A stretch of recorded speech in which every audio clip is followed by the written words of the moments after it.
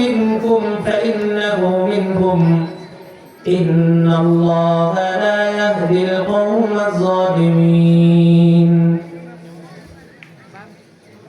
وقال رسول الله صلى الله عليه وسلم من تشبه بقوم فهو منهم صدق الله العلي العظيم وصدق رسوله النبي الكريم ونحن على ذلك لمن الشاهدين والشاكرين والحمد لله رب العالمين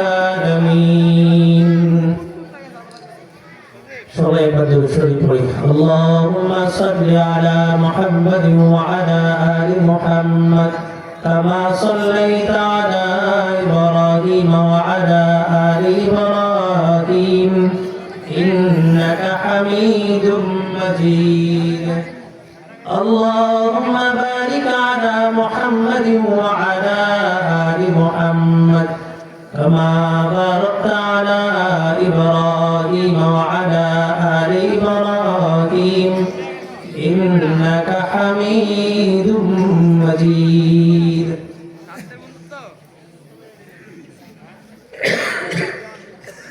الحمد لله আল্লাহ তাআলার শুকরিয়া আদায় করতেছি যে মহান রব্বুল আলামিন আমাদেরকে একটা বরকতময় অঞ্চলে একটা বরকতময় মজলিসে একত্রিত হওয়ার কিছু দিনই আলোচনা করার এবং শোনার তৌফিক দান করছেন। এই জন্য প্রত্যেকেই কালিমাতুশ শুকর আদায় করি আলহামদুলিল্লাহ। এক নাম্বার, আমরা নিজেরা নিজেদেরকে চিন্তা হবে। আমি নিজেকে যদি মূল্যায়ন করতে পারি তো পৃথিবী আমাকে মূল্যায়ন করবে। দ্বিতীয় নাম্বার, নিজেকে চেনার পাশাপাশি নিজে যেই জায়গার মধ্যে অবস্থান করতেছি ওই স্থান সম্পর্কেও জানতে হবে যে স্থানটা কতটা দামি। মক্কা মদিনা এবং পুরা পৃথিবীর সমস্ত জায়গা দুটোটা কি এক? কখনো এক হইতে পারে? মক্কায় 1 রাকাত নামাজ পড়লে 1 লক্ষ রাকাত নামাজ পড়ার সওয়াব, মদিনায় 1 রাকাত নামাজ পড়লে 50,000 রাকাত নামাজের সওয়াব। তাই স্থান কাল পাত্র হিসেবে সময়ের মূল্যায়ন বাড়ে, জায়গার মূল্যায়ন বাড়ে, ব্যক্তির মূল্যায়ন বাড়ে। আমরা এমন একটা অঞ্চলে আছি, এটাকে পাহাড়ি অঞ্চল বলে।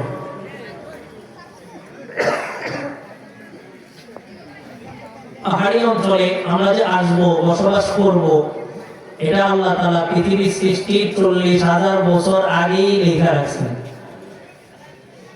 এটি তো আমাদের বিশ্বাস নাকি?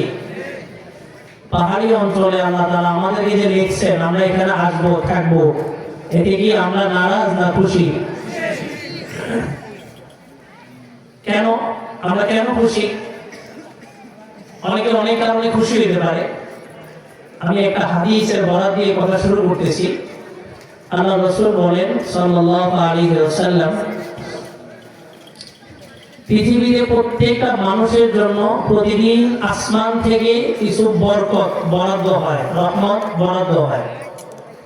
ফেরেশতারা এই বরাদ্দকৃত রহমত বরকতগুলো নিয়ে ফজরের সময় আসেন। আমাদের দেশেও এরকম কিছু জিনিস বরাদ্দ থাকে, কিন্তু যার মাধ্যমে বন্টন হয় তার মধ্যে আল্লাহর ভয় না থাকার কারণে বরাদ্দকৃত সম্পদগুলো আমরা পরিপূর্ণভাবে হস্তগত করতে পারি না, ঠিক না? ফেরেশতারা কি কাজ করে? কোন দুর্নীতি করে, কোন লুটপাটে ফেরেশতারা জড়িত আছে? থাকতে পারে। ফেরেশতারা আসেন, আসার পর প্রত্যেকটা মানুষের নামে যতটুকু বরাদ্দ করা আছে অতটুকু তাকে দান করেন। কখন? ফজরের সময়। আমরা তো আলহামদুলিল্লাহ সারাদিন 4 ওয়াক্ত নামাজ না পড়লেও ফজরের নামাজে সবাই মসজিদে আসি, তাই না? হ্যাঁ, অনেক মসজিদ এমন আছে যেখানে ইমাম মুয়াজ্জিনও ফজরের নামাজে উপস্থিত হতে পারে না। আল্লাহ আল্লাহ, 4 ওয়াক্ত যতটা গুরুত্ব দিবেন তার চাইতে বেশি গুরুত্ব দিবেন ফজরের নামাজটাকে। যে ব্যক্তি ফজরের নামাজ জামাতের সাথে পড়ে, হাদিসের মধ্যে আছে তার সারা দিনটা খুব সুন্দরভাবে কাটে। আর যে ব্যক্তি ফজরের নামাজ ঘুমায় কাটায়, তার সারা দিনের কাজের মধ্যে কোনো বরকত থাকে না, খাবাসাতের মধ্যে দিয়ে তার দিন শুরু হয়। তাহলে ফজরের সময় ফেরেশতারা রহমতুল্লাহ বন্টন করে যারা মসজিদে উপস্থিত হয়। এখন অসংখ্য মানুষ মসজিদে আসে না, তো তাদের রহমতগুলো কি করবে? তো ফেরেশতারা বলে যে আল্লাহ, আপনি যার জন্য যতটুকু বরাদ্দ করছেন তাকে অতটুকু দেওয়া হয়েছে, এখনো খাজানার মধ্যে অনেক রহমত বাকি রয়ে গেছে, কি করব? আল্লাহ তাআলা বলেন যে এই রহমতগুলো নিয়ে পাহাড়ের উপরে ঢেলে দাও। সুবহানাল্লাহ বলেন না যে? এই যে অসংখ্য হাজার হাজার লক্ষ লক্ষ কোটি কোটি মানুষ ফজরের নামাজ পড়ে না, তাদের রহমতগুলো কোথায় আসে? পাহাড়ে। এই কারণে পাহাড়ের ফসলের মধ্যে বরকত, পাহাড়ের মানুষ সুস্থ থাকে, পাহাড়ের অক্সিজেন গুলো পিওর থাকে, পাহাড়ের জায়গাগুলো সোনা, পাহাড়ের মানুষগুলো ভালো। কি বলে, ঠিক না?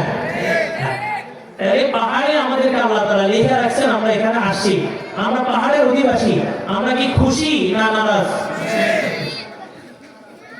কারণ সবাইকে বন্টন করার পরে যেটা থাকে, এটা আপনি কাকে দিবেন? আপনার পছন্দনীয় ব্যক্তিকে দিবেন অবশিষ্ট যেটা।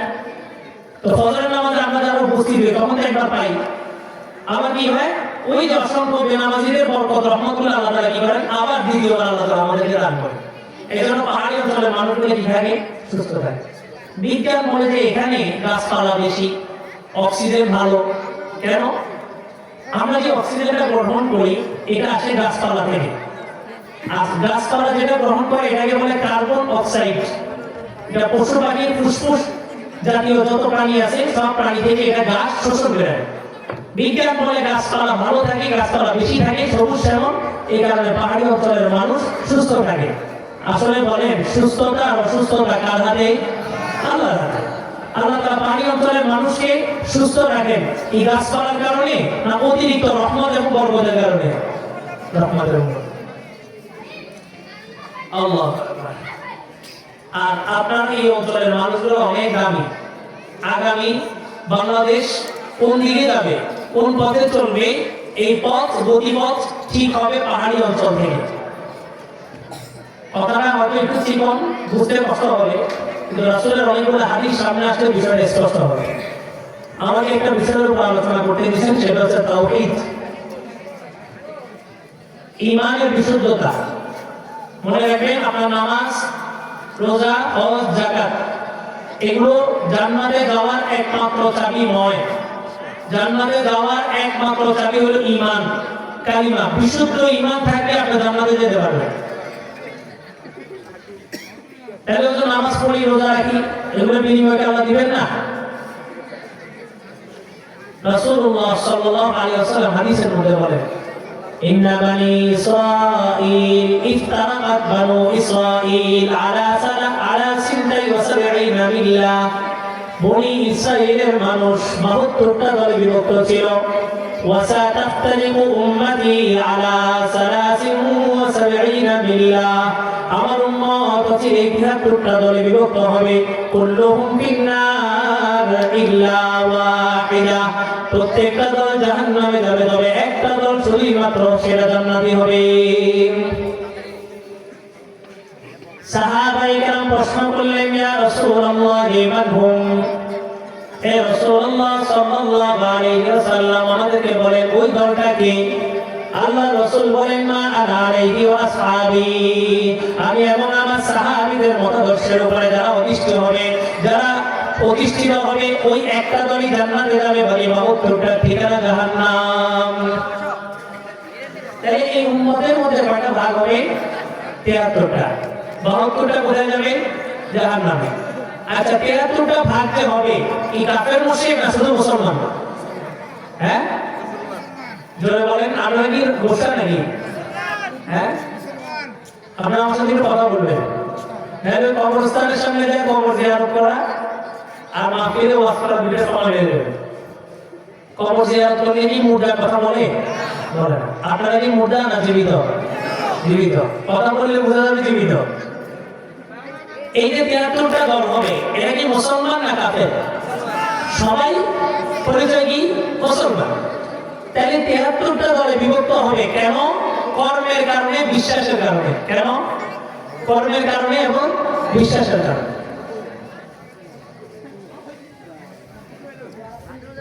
আল্লাহ রাসূল সাল্লাল্লাহু আলাইহি ওয়াসাল্লাম বলেন, তাযাওয়াজুল ওয়াদুদাল ওয়ালুদ ফাইন্নী মুফাখিরুম বিকুমুল উমাম। শোনো আমার উম্মতের লোক, তোমরা এমন এমন নারীদেরকে বিবাহ করো যে সমস্ত বংশের নারীরা বেশি বেশি বাচ্চা প্রসব করতে পারে। কেন? ফাইন্নী মুফাখিরুম বিকুমুল উমাম, কারণ আমি হাসরের মাঠে আল্লাহ তাআলা 120টা কাঁটা করবেন। কাঁটা হবে কয়টা? 120টা। আল্লাহ রাসূল বলেন 120টার মধ্যে 80টা কাঁটা শুধুমাত্র আমি মুহাম্মদের নামে হবে। সুবহানাল্লাহ। তাহলে আল্লাহ রাসূল বলেন, উম্মত অল্প সময় বিয়ে করো। আমরা তো বিবাহ করি 40-45 গেলে। বিবাহ করলে বউকে কে খাওয়াবে? স্বামী না আল্লাহ? এই কথা মুখ থেকে বলছেন না মন থেকে বলছেন? যারা অভিভাবক আছেন ওনারা শুনেন রাসূলের হাদিস। আল্লাহ রাসূল বলেন, কোন যুবক যৌবনে পদার্পণ করার পর, যুবক হওয়ার পর তার অভিভাবক যদি তাকে যথাসময়ে বিবাহের ব্যবস্থা না করে, তো এই যুবক যতগুলো পাপের কাজে জড়িত হবে সমস্ত পাপ ওই গার্ডিয়ান অভিভাবকের আমলনামায় যোগ করা হবে। এখন সন্তানের গুনাহ কাটিয়ে নেবেন না সন্তানকে বিবাহ করা হবে?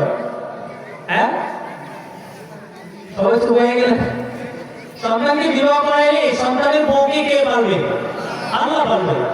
আল্লাহ বলেন, নাহনু নারযুকুহুম ওয়া ইয়্যাহুম ওয়া লা তাকতুলু আওলাদাকুম খাশিয়াতা ইমলাক। তোমরা বাচ্চাকে কি খাওয়াবা? অভাব অনটনের ভয়ে তোমরা জন্ম নিয়ন্ত্রণ পদ্ধতি ব্যবহার করো না। ওই বাচ্চার রিজিক আমি দিব, ওই বাচ্চার মাধ্যমে তোমাদের রিজিক আমি দান করব। আল্লাহ রাসূল বলেন, নাহনু নারযুকুহুম বিদুআফা। মনে রেখো উম্মত, সবসময় আমি দুর্বলদের মাধ্যমে সকলদের রিজিক দান করি। এখন মা বাবা হয়ে বৃদ্ধাশ্রমে নিয়ে যায়। একটু আগের বয়ানে যুবকরা খুশি হয়ে গেছে, আর এখনের বয়ানে যুবকরা নারাজ হবে। মা বাবা বৃদ্ধ বয়সে গেলে ছেলে মেয়ে কি করে? বৃদ্ধাশ্রমে নিয়ে যায়। অথচ রাসূল বলেন, এই দুর্বল মাতা পিতার কারণেই আল্লাহ তাআলা ওই যুবকদেরকে রিজিকের ব্যবস্থা করে। তাহলে মাতা পিতা বয়স্ক হইলে, বৃদ্ধ হইলে বৃদ্ধাশ্রমে রাখবেন না নিজের কাছে রেখে সেবা করবেন? হ্যাঁ, তাহলে আমাদের 73টা দলে বিভক্ত হবো কিসের ভিত্তিতে? আমল এবং বিশ্বাসের ভিত্তিতে।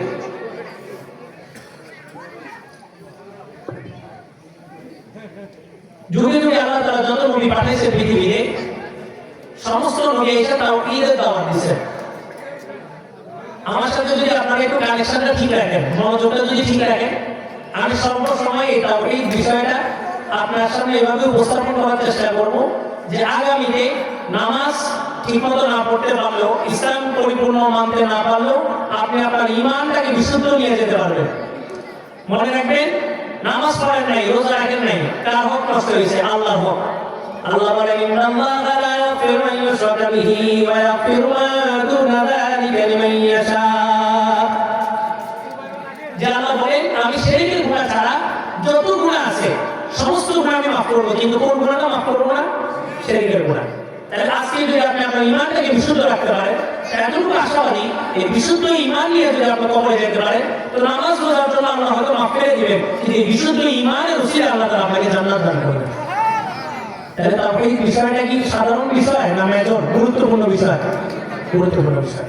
মনে রাখবেন, আমাদের বেঁচে থাকা যতটা প্রয়োজনীয় তার চাইতে বেশি প্রয়োজনীয় আমাদের ঈমানকে বিশুদ্ধ রাখা। যুগে যুগে সমস্ত নবীরা কিসের দাওয়াত নিয়ে আসছেন? তাওহীদের। সর্বপ্রথম নবী ছিলেন কে? আদম আলাইহিস সালাম। উনি পৃথিবীতে আসছেন, পৃথিবীর অন্ধকার, কোন সূর্যের চাঁদ নেই, কিছুই নেই। মা হাওয়াকে নামাইছেন জেদ্দা, আর আদম আলাইহিস সালামকে নামাইছেন শ্রীলঙ্কায়। একটা পাহাড় আছে, ওই পাহাড়ের উপরে আদম আলাইহিস সালামের পায়ের ছাপ আছে, ওখানে আদম আলাইহিস সালামকে নামাইছেন। দুইজন ঘুরতে ঘুরতে ঘুরতে আরাফার ময়দানে সাক্ষাৎ করছেন। জাবালে রহমত একটা পাহাড় আছে, ওই পাহাড়ে দুইজনে সাক্ষাৎ হয়েছে, এই জন্য আরাফার ময়দানকে আরাফা বলা হয়। আরাফা মানে পরিচয়, পরিচিতি। ওই ময়দানে আমাদের বাবা এবং মা দুজন একত্রিত হয়েছে, এই কারণে ওই ময়দানকে কি বলা হয়? আরাফার ময়দান। তোমাদের আদি পিতাকে সবাই বলেন, আমাদের আদি পিতাকে আদম আলাইহিস সালাম। আমাদের ধর্মীয় পিতাকে সবাই বলে না, ধর্মীয় পিতাকে এই দুইজন পিতা, আরেকজন হচ্ছেন আমাদের জন্মদাতা পিতা। এই তিনজন ছাড়া কোনো বাপ আছে? এই তিনজন ছাড়া কোনো বাপকে যদি বাপ পরিচয় দিই, আমাদের জন্ম কি ঠিক থাকবে না জারক সন্তান হব? নির্বাচনের আগেও বাপ নাই, নির্বাচনের পরেও কোনো বাপ থাকবে না। মুসলমানের বাপ কয়জন? তিন প্রকার। আদি পিতা আদম আলাইহিস সালাম, ধর্মীয় পিতা ইব্রাহিম আলাইহিস সালাম, আর একটা জন্মদাতা পিতা। এই তিন পিতা ছাড়া কোনো পিতা আছে? আর কেউ যদি পিতা নামে পিতার সম্মান বাড়ানোর জন্য যদি প্রতিষ্ঠিত করে, তো ওই পিতাকে যুবকরা টাইনা হেঁচড়া পদদলিত করার জন্য প্রস্তুত আছেন তো ইনশাআল্লাহ?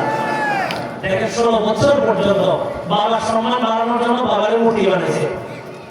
তো বাবারে মূর্তি বানানোর কারণে বাবার কবরে কি শান্তি না আযাব? আযাব। তো আলেমরা বলছে যে মূর্তিটা ভাস্কর্য বানানো যাবে না। আলেমরা ওই বাবার কল্যাণ চাইছে না অমঙ্গল চাইছে? কল্যাণ চাইছে। কিন্তু বুঝে নেই, বেটি বুঝে নেই, তো সম্মান বেশি দিতে গেছে। তো আল্লাহ বলেন যে অপেক্ষা করো, আমিও দেখতেছি। তো যুবকদের ভিতরে সুপ্ত ইমানের বারুদ ছিল। 5 আগস্ট আল্লাহ ওই বারুদের মধ্যে ইমানের গ্যাসটাই জ্বালায়, আগুন জ্বালাই দিচ্ছে। যুবকরা সর্বপ্রথম এই স্বাধীনতার বিপ্লব উদযাপন করছে কিসের মাধ্যমে? ওই মূর্তি বা ভাস্কর্য টাইনা নামায় নিতে পারে, পা দ্বারা ওইটাকে পদদলিত করে তাদের আনন্দ উদযাপন করছে। এই যুবকদের ইমানগুলো কি এখনো জাগ্রত আছে? আগামীতে কোনো বাপ ভাস্কর্যের নামে মূর্তির নামে প্রতিষ্ঠিত হতে পারবে? আদম আলাইহিস সালাম আসেন, আয়েশা উনি আল্লাহর কাছে বলেন যে আল্লাহ, আশা আজিমের নিচে একটা নাম দেখছি, মুহাম্মাদুর রাসূলুল্লাহ সাল্লাল্লাহু আলাইহি ওয়াসাল্লাম। আল্লাহ, আপনার নামের সাথে ওই নামটা দেখছি, ওই নামের উচিত আপনি আমাকে মাফ করে দেন। আল্লাহ বলেন, আদম, তুমি যদি ক্ষমাটা আরো 300 বছর আগে চাইতা, তো আমি তোমাকে আরো 300 বছর আগেই মাফ করে দিতাম। তো বলে যে আদম, ক্ষমা তো চাইতেছো, কিভাবে চাইবা? বলো, রব্বানা যালামনা আনফুসানা ওয়া ইন লাম তাগফির লানা ওয়া তারহামনা লানাকুনান্না মিনাল খাসিরিন। এই দোয়াটা পড়ো, এই দোয়া পড়লে আমি তোমাকে মাফ করে দেব। আদম আলাইহিস সালাম এই দোয়া পড়ছেন, আল্লাহ তাআলা মাফ করে দিয়েছেন এবং উম্মতে মুহাম্মাদীকে শিখিয়ে দিয়েছেন, তোমরা কেউ যদি এই দোয়ার মাধ্যমে দোয়া করো, তো আল্লাহ তাআলা কিয়ামত পর্যন্ত যারা এই দোয়ার মাধ্যমে দোয়া করবে তাদের আল্লাহ তাআলা মাফ করে দিবেন। এখন হুজুরেরা মুনাজাতে কি বলে? রব্বানা যালামনা আনফুসানা, হে আল্লাহ, আমরা আমাদের উপরে কি করছি? জুলুম করছি, অন্যায় করছি, স্বীকারোক্তি দিলাম। ওয়া ইন লাম তাগফির লানা, আপনি যদি ক্ষমা না করেন, ওয়া তারহামনা, দয়া না করেন, লানাকুনান্না মিনাল খাসিরিন, আমাদের দুনিয়াও শেষ, আখিরাতও শেষ। আদম আলাইহিস সালাম কিসের দাওয়াত নিয়ে আসেন? তাওহীদ, আল্লাহ তাআলার একত্ববাদ। তো পৃথিবীতে তো কেউ নেই, সব মাটি। তা আল্লাহ তাআলা আদম আলাইহিস সালামকে একটা কিতাব দিয়েছেন। ওই কিতাবের মধ্যে কি ছিল? গাছ কিভাবে রোপণ করবা, বাড়ি কিভাবে নির্মাণ করবা, পোশাক কিভাবে বানাইবা, মাটি কিভাবে কাটবা, যন্ত্রপাতি কিভাবে আবিষ্কার করবা, ওই কিতাবের মধ্যে এগুলো ছিল। দাওয়াতের পালাক্রমে আদম আলাইহিস সালামের পরে আসেন হযরত নূহ আলাইহিস সালাম। নূহ আলাইহিস সালামের আগে ইদ্রিস আলাইহিস সালাম ছিলেন। ইদ্রিস আলাইহিস সালামের যুগে মানুষ, আমার কথা কি আপনারা বুঝতেছেন? ইদ্রিস আলাইহিস সালামের যুগে মানুষ খুব ইবাদত করতো, মসজিদে নামাজ পড়তো। ইদ্রিস আলাইহিস সালামের ইন্তেকালের পরে মানুষ আর নামাজের মজা নেই, নামাজ পড়তে যায় না, নবী নেই, নামাজ পড়ে। ওই নবী থাকতে যে মজা ছিল, এখন নবী না থাকার কারণে ওই মজাটা নেই। শয়তান ইবলিস মানুষের শুরু ধরে আসছে। কথাটা একটু মনোযোগ দিয়ে শুনেন, মূর্তি পূজা কিভাবে শুরু হয়েছে বুঝবেন। ইবলিস এসে বলে, শোনো, তোমাদের নবী তো নাই, নবীদের না দেখলে ভালো লাগে না, এক কাজ করো, নবীর একটা চিত্র আঁকো, ভাস্কর্য আঁকো। নবীর একটা কি আঁকো? ভাস্কর্য। এটা মসজিদের ভিতরে ঢোকার দরকার নেই, মসজিদের বাহিরে রাখো। তো যখন তোমরা মসজিদে ঢুকবা, নবীকে দেখবা, নবীর ভাস্কর্য দেখলে তোমাদের ভিতরে একটা ভক্তি আসবে। ওই ভক্তি নিয়ে ইবাদত করবা, দেখবে যে মজা পাবে। তো মানুষ, ওই যুগের মানুষ পাহাড়ি কারুকার্যে খুব পারদর্শী ছিল। তো তারা সুন্দর ইদ্রিস আলাইহিস সালামের হুবহু আকৃতি দিয়ে একটা ভাস্কর্য তৈরি করছে, ওইটা মসজিদের সামনে রাখছে। তো যায়, ওটা দেখে ভিতরে যে নামাজ পড়তে ভালো লাগে।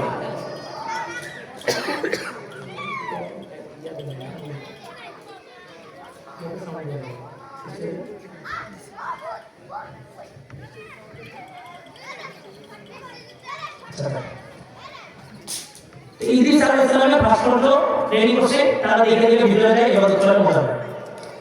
ইংলিশ কিছুদিন পর আবার আসছে। এক জেনারেশন এভাবে ইবাদত করতে করতে মৃত্যু হয়ে গেছে। এবার নেক্সট জেনারেশন, পরবর্তী প্রজন্ম আসছে।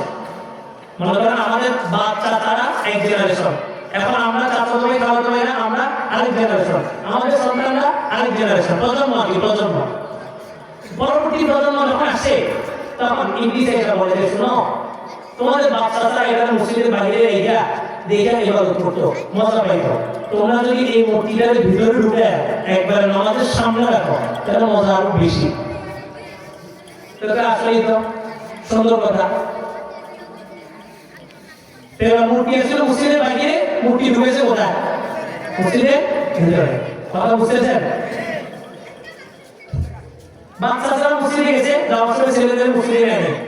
বাচ্চারা কি বুঝে ইবাদত করছে, ছেলেরা তো এটা বুঝে নেই। তো পরবর্তী জেনারেশন মূর্তিটাকে সামনে রেখে ইদ্রিস আলাইহিস সালামের মূর্তি ইবাদত করতো না আল্লাহ, কিন্তু সামনে মূর্তি ছিল না নবী, ওটা দেখে একটু ভক্তি আসলো, কিন্তু ইবাদত করতো না আল্লাহ। এটা যে জেনারেশন ইবাদত করতেছে, পরবর্তী জেনারেশনটা জানে না ওনারা কোন নিয়তে ইবাদত করতেছে। এই জেনারেশনের মৃত্যু হয়ে গেল, পরবর্তী জেনারেশন আসছে। ইদ্রিস এসে বলে শোনো, তোমাদের বাচ্চারা এই মূর্তি ইবাদত করছে, এই মূর্তি কি করছে? ওরা তো হাতাই দাও, এই মূর্তির সামনে যদি সির উপর দিয়ে সেজদা করতো, এটাই দিয়ে ইবাদত করছে। তো পরবর্তী জেনারেশন আল্লাহ ইবাদত বাদ দিয়ে মূর্তি পূজা শুরু করে দিয়েছে। নাউযুবিল্লাহ। এরা কারা? এদের পরিচয় কি? মুসলমান। এদের পরিচয় কি? মুসলমান। এতটুকু বুঝছেন সবাই? এবার একটা কথা বলে রাগ করবেন। এখন একটা জেনারেশন আসছে, এরা ধর্ম নিরপেক্ষতার নামে এমন এক মতাদর্শ সমাজে বাস্তবায়ন করতে যাচ্ছে, যে মতাদর্শের মাধ্যমে আপনার বিশুদ্ধ ঈমানকে আপনার কবরে যাওয়ার মতো কোনো সুযোগ নেই। এরা কাজটা করতেছে ইসলামী নাম দিয়ে, এমন কিছু কাজ করতেছে যে আপনার ঈমানটা মুহূর্তের মধ্যে নিয়ে গেছে শেষ। আপনার নামাজ আছে, রোজা আছে, হজ যাকাত সব আছে, কিন্তু আপনার আকীদার ভিতরে এমন বীজ বপন করে দিয়েছে যে বীজের কারণে আপনি বিশুদ্ধ ঈমান ধরে রাখা আপনার পক্ষে সম্ভব না। কি হলো? এই জেনারেশনে কেউ মনে করতেছে যে ইসলাম তো উদার। ইসলাম কি উদার? সব ধর্ম কি ইসলাম কি করে? সাপোর্ট করে। সব ধর্ম কি ইসলাম সাপোর্ট করে? পৃথিবীতে ধর্ম আছে কয়টা? একমাত্র ধর্ম, এটার নাম কি? আর বাকিগুলো কি ধর্ম নাকি? ওগুলো ধর্ম না, ওগুলো ধর্মের নামে ভান্ডামি ছাড়া কিছু না। আল্লাহ বলেন ইন্না দীনা ইনদাল্লাহিল ইসলাম, আল্লাহর কাছে একমাত্র ধর্ম, সেটার নাম কি? ইসলাম। ইসলাম ছাড়া কোনো ধর্ম আছে নাকি?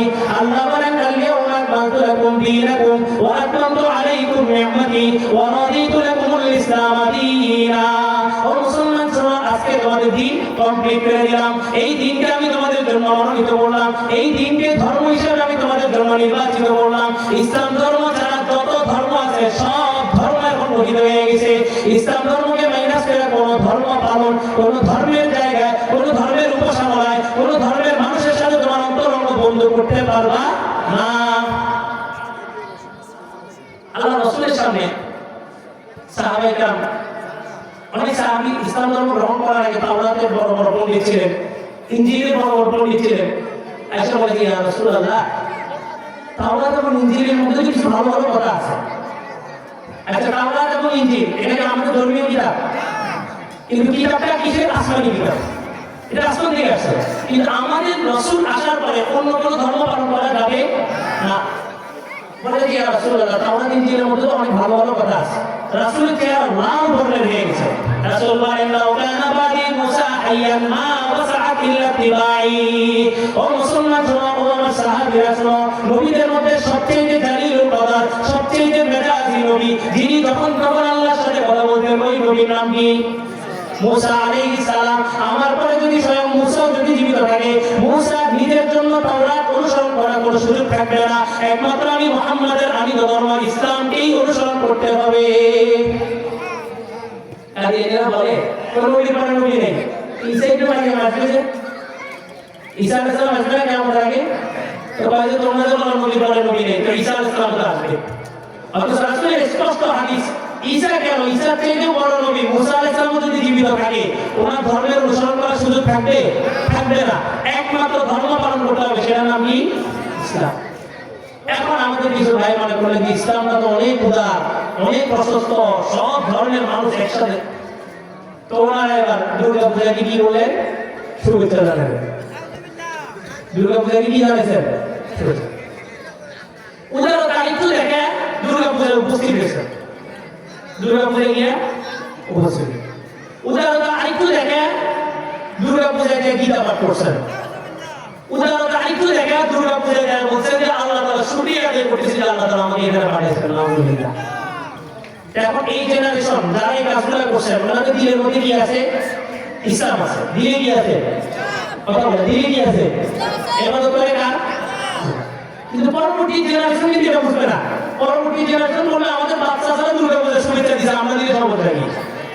পরবর্তী জেনারেশন বলবে আমাদের বাচ্চা ছাড়া দুর্গা পূজায় গেছে, আমরা গেলে সমস্যা কি? পরবর্তী জেনারেশন বলবে আমাদের বাচ্চা ছাড়া দুর্গায় যায় যদি গীতা পাঠ করতে পারে, আমরা যাই সেখানে একটু সান্নিস খাইলে সমস্যা কি? পরবর্তী প্রজন্ম বলে আমাদের বাচ্চা ছাড়া যদি সেখানে যায় শুকরিয়া আদায় করতে পারে, আমরা যাই ওই মূর্তির ইবাদত করলে সমস্যা কি? ওই যে ইদ্রিস আলাইহিস সালামের মূর্তি পূজা যেভাবে শুরু হয়েছে, আগামী প্রজন্ম কিন্তু দিন দিন ইসলামকে পরিপূর্ণ না বোঝার কারণে, তাওহীদকে পরিপূর্ণ না বোঝার কারণে, ঈমানকে বিশুদ্ধ না রাখতে পারার কারণে আস্তে আস্তে কিন্তু ইন্টারফেথ, একটা অন্তর্ধর্ম ইন্টারফেথ, এটা একটা ষড়যন্ত্র। মুসলমানদের ঈমান হরণ করার জন্য একটা ষড়যন্ত্রের নাম হচ্ছে ইন্টারফেথ। যুবকদের এখন আপডেট গুগলে সার্চ করলে পাবেন ইন্টারফেথ মানে হচ্ছে অন্তর্ধর্ম, যাদের বিশ্বাস পৃথিবীতে কোনো ধর্ম নেই, সব ধর্ম এক। অথচ আল্লাহ বলেন লাকুম দীনুকুম ওয়ালিয়া দীন, তোমার ধর্ম তোমার, আমার ধর্ম আমার। এর অর্থ কি জানেন? লাকুম দীনুকুম ওয়ালিয়া দীন অর্থটা যদি সঠিক তর্জমা করি মানবেন? হ্যাঁ, মানবেন নি? সবাই কথা বলেন, আমরা কি নামাজ নাকি? আমরা এখানে আসছি, আমাদের পরিচয় কয়টা? একটা। আমরা সবাই কি মুসলমান। এর বাইরে কোনো পরিচয় আছে নাকি? কবরের পরিচয় কয়টা? একটা। রুহ জগতের পরিচয় ছিল কয়টা? একটা। পৃথিবীতে আমাদের পরিচয় থাকবে কয়টা? একটা। ওই একটা পরিচয় যদি রাখতে ধরতে পারি তো রাসূল বলেন ৭৩টা দল হবে, ৭২টা জাহান্নামে যাবে। আর যারা আমি এবং আমার সাহাবীর আদর্শকে আঁকড়ে ধরবে, একমাত্র একটা দলই জান্নাতে যাবে। তাহলে নামাজ রোজা হজ একটা বড় বিষয় না, নিজের ঈমানকে বিশুদ্ধ রাখা বড় বিষয়?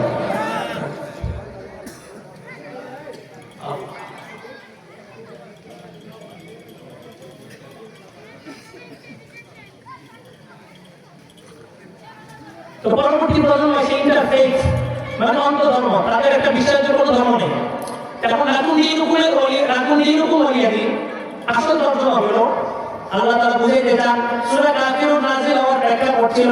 মক্কার কাফেররা মুহাম্মদ সাল্লাল্লাহু আলাইহি ওয়াসাল্লামের কাছে আসে, আয়েশা বলে মুহাম্মদ সময় একটা অফার দিই। তা কি অফার? বলে তোমার আমার দরকার নাই, 1 বছর তোমার আল্লাহর ইবাদত, আরেক বছর আমাদের খোদার ইবাদত। 1 বছর তোমার আল্লাহর ইবাদত, আরেক বছর আমাদের খোদার ইবাদত।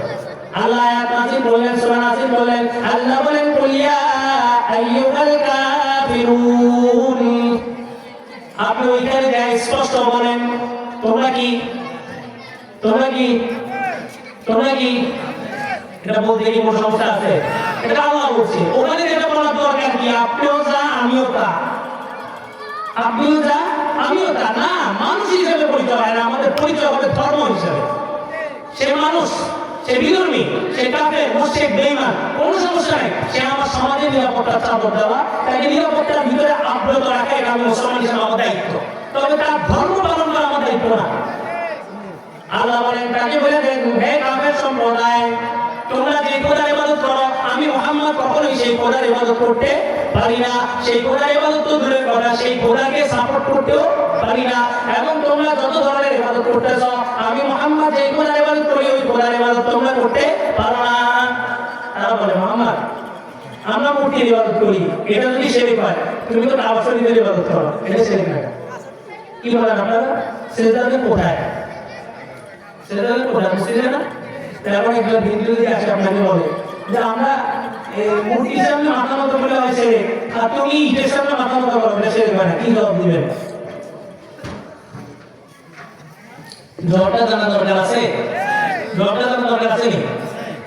আল্লাহ বলেন মুহাম্মদ আপনি তাদেরকে বলেন তোমরা যে মূর্তির সামনে মাথা ঝুঁকাইতেছ ওটা তোমাদের মনের ইচ্ছা, ওইটার সামনে মাথা ঝুঁকাইতে আল্লাহ নিষেধ করছেন, তারপরে মাথা ঝুঁকাইতেছ, এই জন্য এটার নাম শিরক।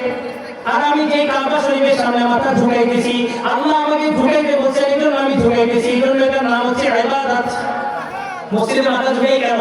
আল্লাহ বলছেন, এই জন্য এটা কি? ইবাদত। আর মূর্তির সামনে মাথা ঝুঁকাইতে আল্লাহ নিষেধ করছেন। আল্লাহ নিষিদ্ধ কাজ করাটাকে শিরক বলা হয়। কথা বলছেন? এবার আসলে লাকুম দীনুকুম ওয়ালিয়া দিন অর্থ কি? তাফসীরের কিতাবের মধ্যে আছে লাকুম দীনুকুম ওয়ালিয়া দিন। আল্লাহ তাআলা স্পষ্ট ঘোষণা দেন, তোমার ধর্ম তোমার মন্দিরে, আমার ধর্ম আমার মসজিদে। আমি যেমন তোমার মন্দিরে যাব না, তুমিও তেমন আমার মসজিদে আসতে পারবা না। তাইলে সেখানে মন্দিরে যা গীতা পাঠ করার কোনো সুযোগ আছে নাকি? শুভেচ্ছা দেওয়ার সুযোগ আছে নাকি? সেখানে যা শুকরিয়া আদায় করার সুযোগ আছে নাকি? মন্দির কার? মুসলমানের? মসজিদ কার? মসজিদের মধ্যে কোনো হিন্দু আছে? আমি মুসলমান কিভাবে যাই?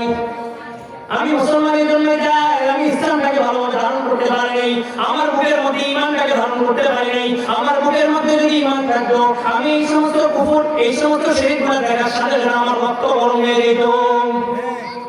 আমাদের ঈমান ঠিক নেই। বেলালের ঈমান, বেলালের উপরে উতবা, সাইবা, আবু জাহেল একের পর এক নির্যাতনের স্টিম রোলার এই পরিমাণ চালাইছে, কিন্তু বেলালের মুখে কি ছিল? আহাদ, আহাদ, আহাদ। ঈমান থাকলে কি না থাকলে সমস্যা নেই। আচ্ছা, যাদের ঈমান নেই তারা ভাত খেলে পেট ভরতেছে না, তারা সুস্থ আছে না? তো যারা ঈমানদার তাদেরও খানা খেলে পেট ভরে, যারা বেঈমান তাদের খানা খেলেও কি হয়? পেট ভরে। ব্যবধান কই? আল্লাহ বলেন যে ব্যবধান আছে। হযরত বেলাল তার ঈমানের কারণে আল্লাহর কাছে পরিমাণ গ্রহণযোগ্যতা পাইছে। একদিন সমস্ত সাহাবী রাসূলের কাছে আসছে, আয়েশা বলে, ইয়া রাসূলুল্লাহ, এখন তো ইসলাম অনেকটা প্রচার প্রসার হয়েছে, নবম হিজরির পর মক্কা বিজয় হয়েছে, ইসলাম এখন শুধু আরব প্রাচ্য ছেড়ে দিয়া, আরব ছেড়ে দিয়া, শুধু বিভিন্ন আটলান্টিক মহাসাগর পাড়ি দিয়া সব কিছু পাড়ি দিয়ে ইসলাম বিজয় হয়ে যেতেছে। এখন আমাদের বেলালকে সরাইয়া দিয়া নতুন আরেকজন মুয়াজ্জিন বসানো যায় কিনা? রাসূলুল্লাহ কেন? বেলাল পরিচয় নেই, তার কোনো পরিচয় নেই, সে হচ্ছে গোলাম, দেখতে কালো আর কণ্ঠটাও এত ইয়া না। এখন ইসলাম যেহেতু প্রচার প্রসার হয়েছে, মক্কা বিজয় হয়েছে, আমাদের একটা সুন্দর একটা সাহাবী আছে, সাহাবীর বংশ ভালো, কণ্ঠ মাশাআল্লাহ খুব সুন্দর, দাবি সুন্দর। আল্লাহ রাসূল বললেন যে ঠিক আছে, তাহলে তারে বলা আজান দিতে। তো কখন আজান দিবে? তাহলে আগামী কাল ফজর। ঠিক আছে, ফজরের সময় আজান হয়ে গেছে, কোনো ঘড়ি নেই, ওই যুগে তো কোনো ঘড়ি ছিল না। আল্লাহ রাসূল বারবার পিছন দিকে তাকায়, মসজিদের বাইরে সাদা হয় না কেন, আলো হয় না কেন? আলো হইলে ফজরের নামাজে দাঁড়াবো। অনেকক্ষণ হয়ে গেছে, আলো হয় না। আল্লাহ রাসূল বলে, কি ব্যাপার, তোমরা কি আজকে আগে আগে আজান দিয়ে দিচ্ছ? আল্লাহ ঠিক হবে। কিছুক্ষণ পরে জিবরাইল হাজির, হাজির হয়ে বলে, ইয়া রাসূলুল্লাহ, বারবার পিছনে কেন তাকান? আরে জিবরাইল, আজকে কি তোমাদের কেউ ঘুমে দিশে হয়ে গেল নাকি? ফজর হইতেছে না, সাদা হইতেছে না। জিবরাইল বলে, সাদা কিভাবে হবে? এখনো তো ফজরের আজান হয় নাই। আল্লাহ রাসূল বলে, কি বলো, এত সুন্দর আজান দিও, তুমি কই ছিলা, কোথায় গেছো? জিবরাইল বলে, ইয়া মুহাম্মদ, শুনে রাখেন, আমি জিবরাইল নিজের পক্ষ থেকে একটা কথাও বলি না, আমি যেই কথা বলি সেটা কার কথা হয়? আল্লাহর কথা। তাহলে আমি আজান হয় নাই বলছি না আল্লাহ বলছে? আল্লাহ বলছে। এরপরে জিবরাইল বলে, মুহাম্মদ শুনে রাখেন, বেলালের কণ্ঠে যদি আজান উচ্চারিত না হয়, সারমাদা ইলা ইয়াউমিল কিয়ামা, এই রাত কিয়ামত পর্যন্ত রাত থাকবে, দ্বিতীয়বার কোনদিন সূর্য উদয় হবে না। বেলালের ঈমান কোথায় গেছে? এই বেলালের ঈমান বেলালকে কাবার ছাদের উপর উঠিয়ে দিয়েছে। বেলাল কাবার ছাদের উপর উঠে বলে, ও মুহাম্মদ, এতদিন তো আমি কাবার দিকে ফিরে আজান দিছি, আজকে আমাকে কাবার ছাদের উপর উঠিয়ে দিয়েছেন, কোন দিকে ফিরে আজান দিব? মুহাম্মদ সাল্লাল্লাহু আলাইহি ওয়াসাল্লাম বলেন, বেলাল, এতদিন কাবার দিকে ঘুরে ফিরে আজান দিছো, আর এখন আমি মুহাম্মদ যেই দিকে থাকবো সেই দিকে ঘুরে আজান দাও। আরে বেলাল, কি আমল করছো? মেরাজে জান্নাতে গেছি, জান্নাতে গিয়ে দেখি যে কিছু চপ্পলের আওয়াজ, জুতার আওয়াজ। আমি জিবরাইলকে বললাম, মান হুয়া, এই জুতার আওয়াজ কার? জিবরাইল বলে, আপনার সাহাবী হযরত বেলালের আওয়াজ। বলে, উম্মত শোনো, জান্নাতে দরজা লাগানো থাকবে, কোন উম্মত প্রবেশ করতে পারবে না। লা তাদখুলুল উম্মাহ হাত্তা তাদখুল উম্মতি, আমার উম্মত জান্নাতে প্রবেশ করার আগে আল্লাহ তাআলা কোন নবী কোন উম্মতকে জান্নাতে প্রবেশ করতে দিবেন না। আর মনে রেখো, আমার উম্মতের মধ্যে সর্বপ্রথম আমি মুহাম্মদ প্রবেশ করব, আর আমি মুহাম্মাদের আগে, আমি মুহাম্মদ যে ঘোড়ার উপরে বসা থাকবো, ওই ঘোড়ার লাগাম টান দিয়ে বেলাল আগে জান্নাতে প্রবেশ করবে। জান্নাতে আগে কে প্রবেশ করবে? হ্যাঁ, রাসূল তো ঘোড়ায় বসে থাকবেন, ঘোড়া লাগাম দিয়ে টান দিলে উনি কি পিছনে রাখবেন না সামনে রাখবেন? তাহলে বেলালের ঈমান কি ছিল? আল্লাহ হযরত খাব্বাব ইসলাম ধর্ম গ্রহণ করার পরে একদিন গল্প হযরত ওমর রাদিয়াল্লাহু তাআলা জুড়ে গল্প বসে বসে সবাই সবাই কোরবানির কথা বলতেছে যে আমি কষ্ট করছি হযরত খাব্বাব কিছু বলেন বুঝা জামাটা খুলে হযরত ওমরের শুধু টানি কোমরের অবস্থা দেখেছে হযরত ওমর সাথে সাথে জ্ঞান পেয়েছে জ্ঞান পেয়েছে বলেন আমিরুল মুমিনিন আপনি কি সমস্যা তো বলে আমি এমন বিভৎস কঙ্কাল কোমর কোন মানুষের জীবনে দেখিনি হযরত খাব্বাব বলে আমিরুল মুমিনিন আমি যখন ইসলাম ধর্ম গ্রহণ করছি আমি ছিলাম গোলাম আমাকে আরবের উদ্বা সাইবা আবু জেহেলের ভয় নির্যাতন করতো এমনকি আমাকে নিয়ে উত্তপ্ত বালুর উপরে আগুনের কয়লা বসায় দিত ওই আগুনের কয়লার উপর আমাকে সোজা করে সময় দেওয়া হতো আমার কোমরের চর্বিগুলা বইলা বইলা ওই আগুনের কয়লাগুলা নির্বাপিত হয়েছে কল্পনা করলে সেগুলো পছন্দ লাগে কোমরের চর্বি বইলা আপনার আগুনের কয়লাগুলা ঠান্ডা হয়ে গেছে এই পরিমাণ ইসলামের জন্য ত্যাগীকে স্বীকার করছেন কিন্তু এক মুহূর্তের জন্য কাফের মসজিদ বেঈমানের সাথে আপোষ করেননি এটা ছিল ঈমান ওনাদের ঈমানকে বুঝলো আল্লাহ বলে শোনো কিয়ামত পর্যন্ত যত মানুষ নামাজ পড়বা রোজা রাখবা হজ যাকাত যাই দিবা যদি ঈমান না থাকে কিছুই কবুল হবে না আর শোনো ঈমান আনবা কার মতো ঈমান আনবা আল্লাহ বলেন ইয়া আইয়ুহাল্লাযীনা আমানু আমিনু কামা আমানান নাস ঈমান আনতে হবে আমার সাহাবীদের মতো ঈমান কার মতো আনতে হবে সাহাবী তারপর আপনি যদি সাহাবী না মানেন আপনার ঈমান পরিপূর্ণ হবে আচ্ছা কথার কথা মানলাম যৌক্তিক দাবি সাহাবীরা ভুল করছেন এটা করছেন ওটা করছেন সাহাবীরা ভুল করছেন এই কারণে যদি সাহাবীদেরকে মানা না যায় তাহলে সাহাবী বা কথার কথা মানলাম সাহাবী বা এবার আছে কি রাসূল রাসূল কি সাহাবীরা ছাড়া আগে দেখছে তাহলে আপনার ইসলাম রাসূল পর্যন্ত নির্ণয় কিভাবে নেওয়া যাবে যেমন আমি শিখছি আমার অবস্থা থেকে উনি শিখছেন তার অবস্থা থেকে উনি শিখছেন তার অবস্থা থেকে এভাবে যেতে যেতে সালফে সালেহিন এরপরে ইমাম চার মাযহাবের ইমাম তারপরে তাবেঈন তারপরে তাবেঈন তারপরে যে সাহাবী তারপরে যে রাসূল আমাদের ইসলামের চেইনটা এইভাবে তাহলে একটা চেইন যদি বাদ দেন ইসলামের চেইনটা কি আছে না পুরো বিচ্ছিন্ন হয়ে গেছে সাহাবী যা করছে না করছে বা মায়েরা ইসলামী একজন ছিল মায়েরা ইসলামী জেনা করছে নাউজুবিল্লাহ আর মায়েরা ইসলামী জেনা করছে এটা আছে হাদিসের মধ্যে কিন্তু মায়েরা ইসলামী জেনা করার পরে যেই পরিমাণ তওবা করছে ওই তওবাটা আমাদের জন্য আলোচ্য বিষয় হাদিসের মধ্যে আসে একটা জঙ্গল থেকে রাতের গভীর রজনীতে একটা বিকট শব্দ আসতো ওই মহল্লার মানুষ মুহাম্মদ সাল্লাল্লাহু আলাইহি ওয়াসাল্লামের কাছে আসে আয়েশা বলে ইয়া রাসূলুল্লাহ সাল্লাল্লাহু আলাইহি ওয়াসাল্লাম পাহাড় থেকে এক গভীর রাতে এক বিকট শব্দ আসে একটা কান্না একটা ভয়ঙ্কর আওয়াজ আসে ওই আওয়াজের কারণে আমরা মহল্লাবাসী ঘুমাইতে পারি না মহল্লাবাসী আতঙ্কিত হয়ে থাকি আল্লাহ রাসূল একজন সাহাবীদের পাঠালেন যায় দেখো ওই লোকটাকে যায় দেখে মায়েরা ইসলামী ওইখানে রাতের আধারে আল্লাহর কাছে গুনার জন্য তওবা করে বলে কিছু বলে ওর উপরে থাকতে দাও মায়েরা ইসলামী আজ অন্ধকারে তওবা করে দিনটা ঠান্ডা হয় নাই রাসূলের দরবারে আসে আয়েশা বলে আসসালামু আলাইকা ইয়া রাসূলুল্লাহ বসে বইসা বলে ইয়া রাসূলুল্লাহ ইন্নী জানাইতু আমি জেনা করছি আনতা তাহহিরনি হে রাসূল আপনি আমাকে পবিত্র করেন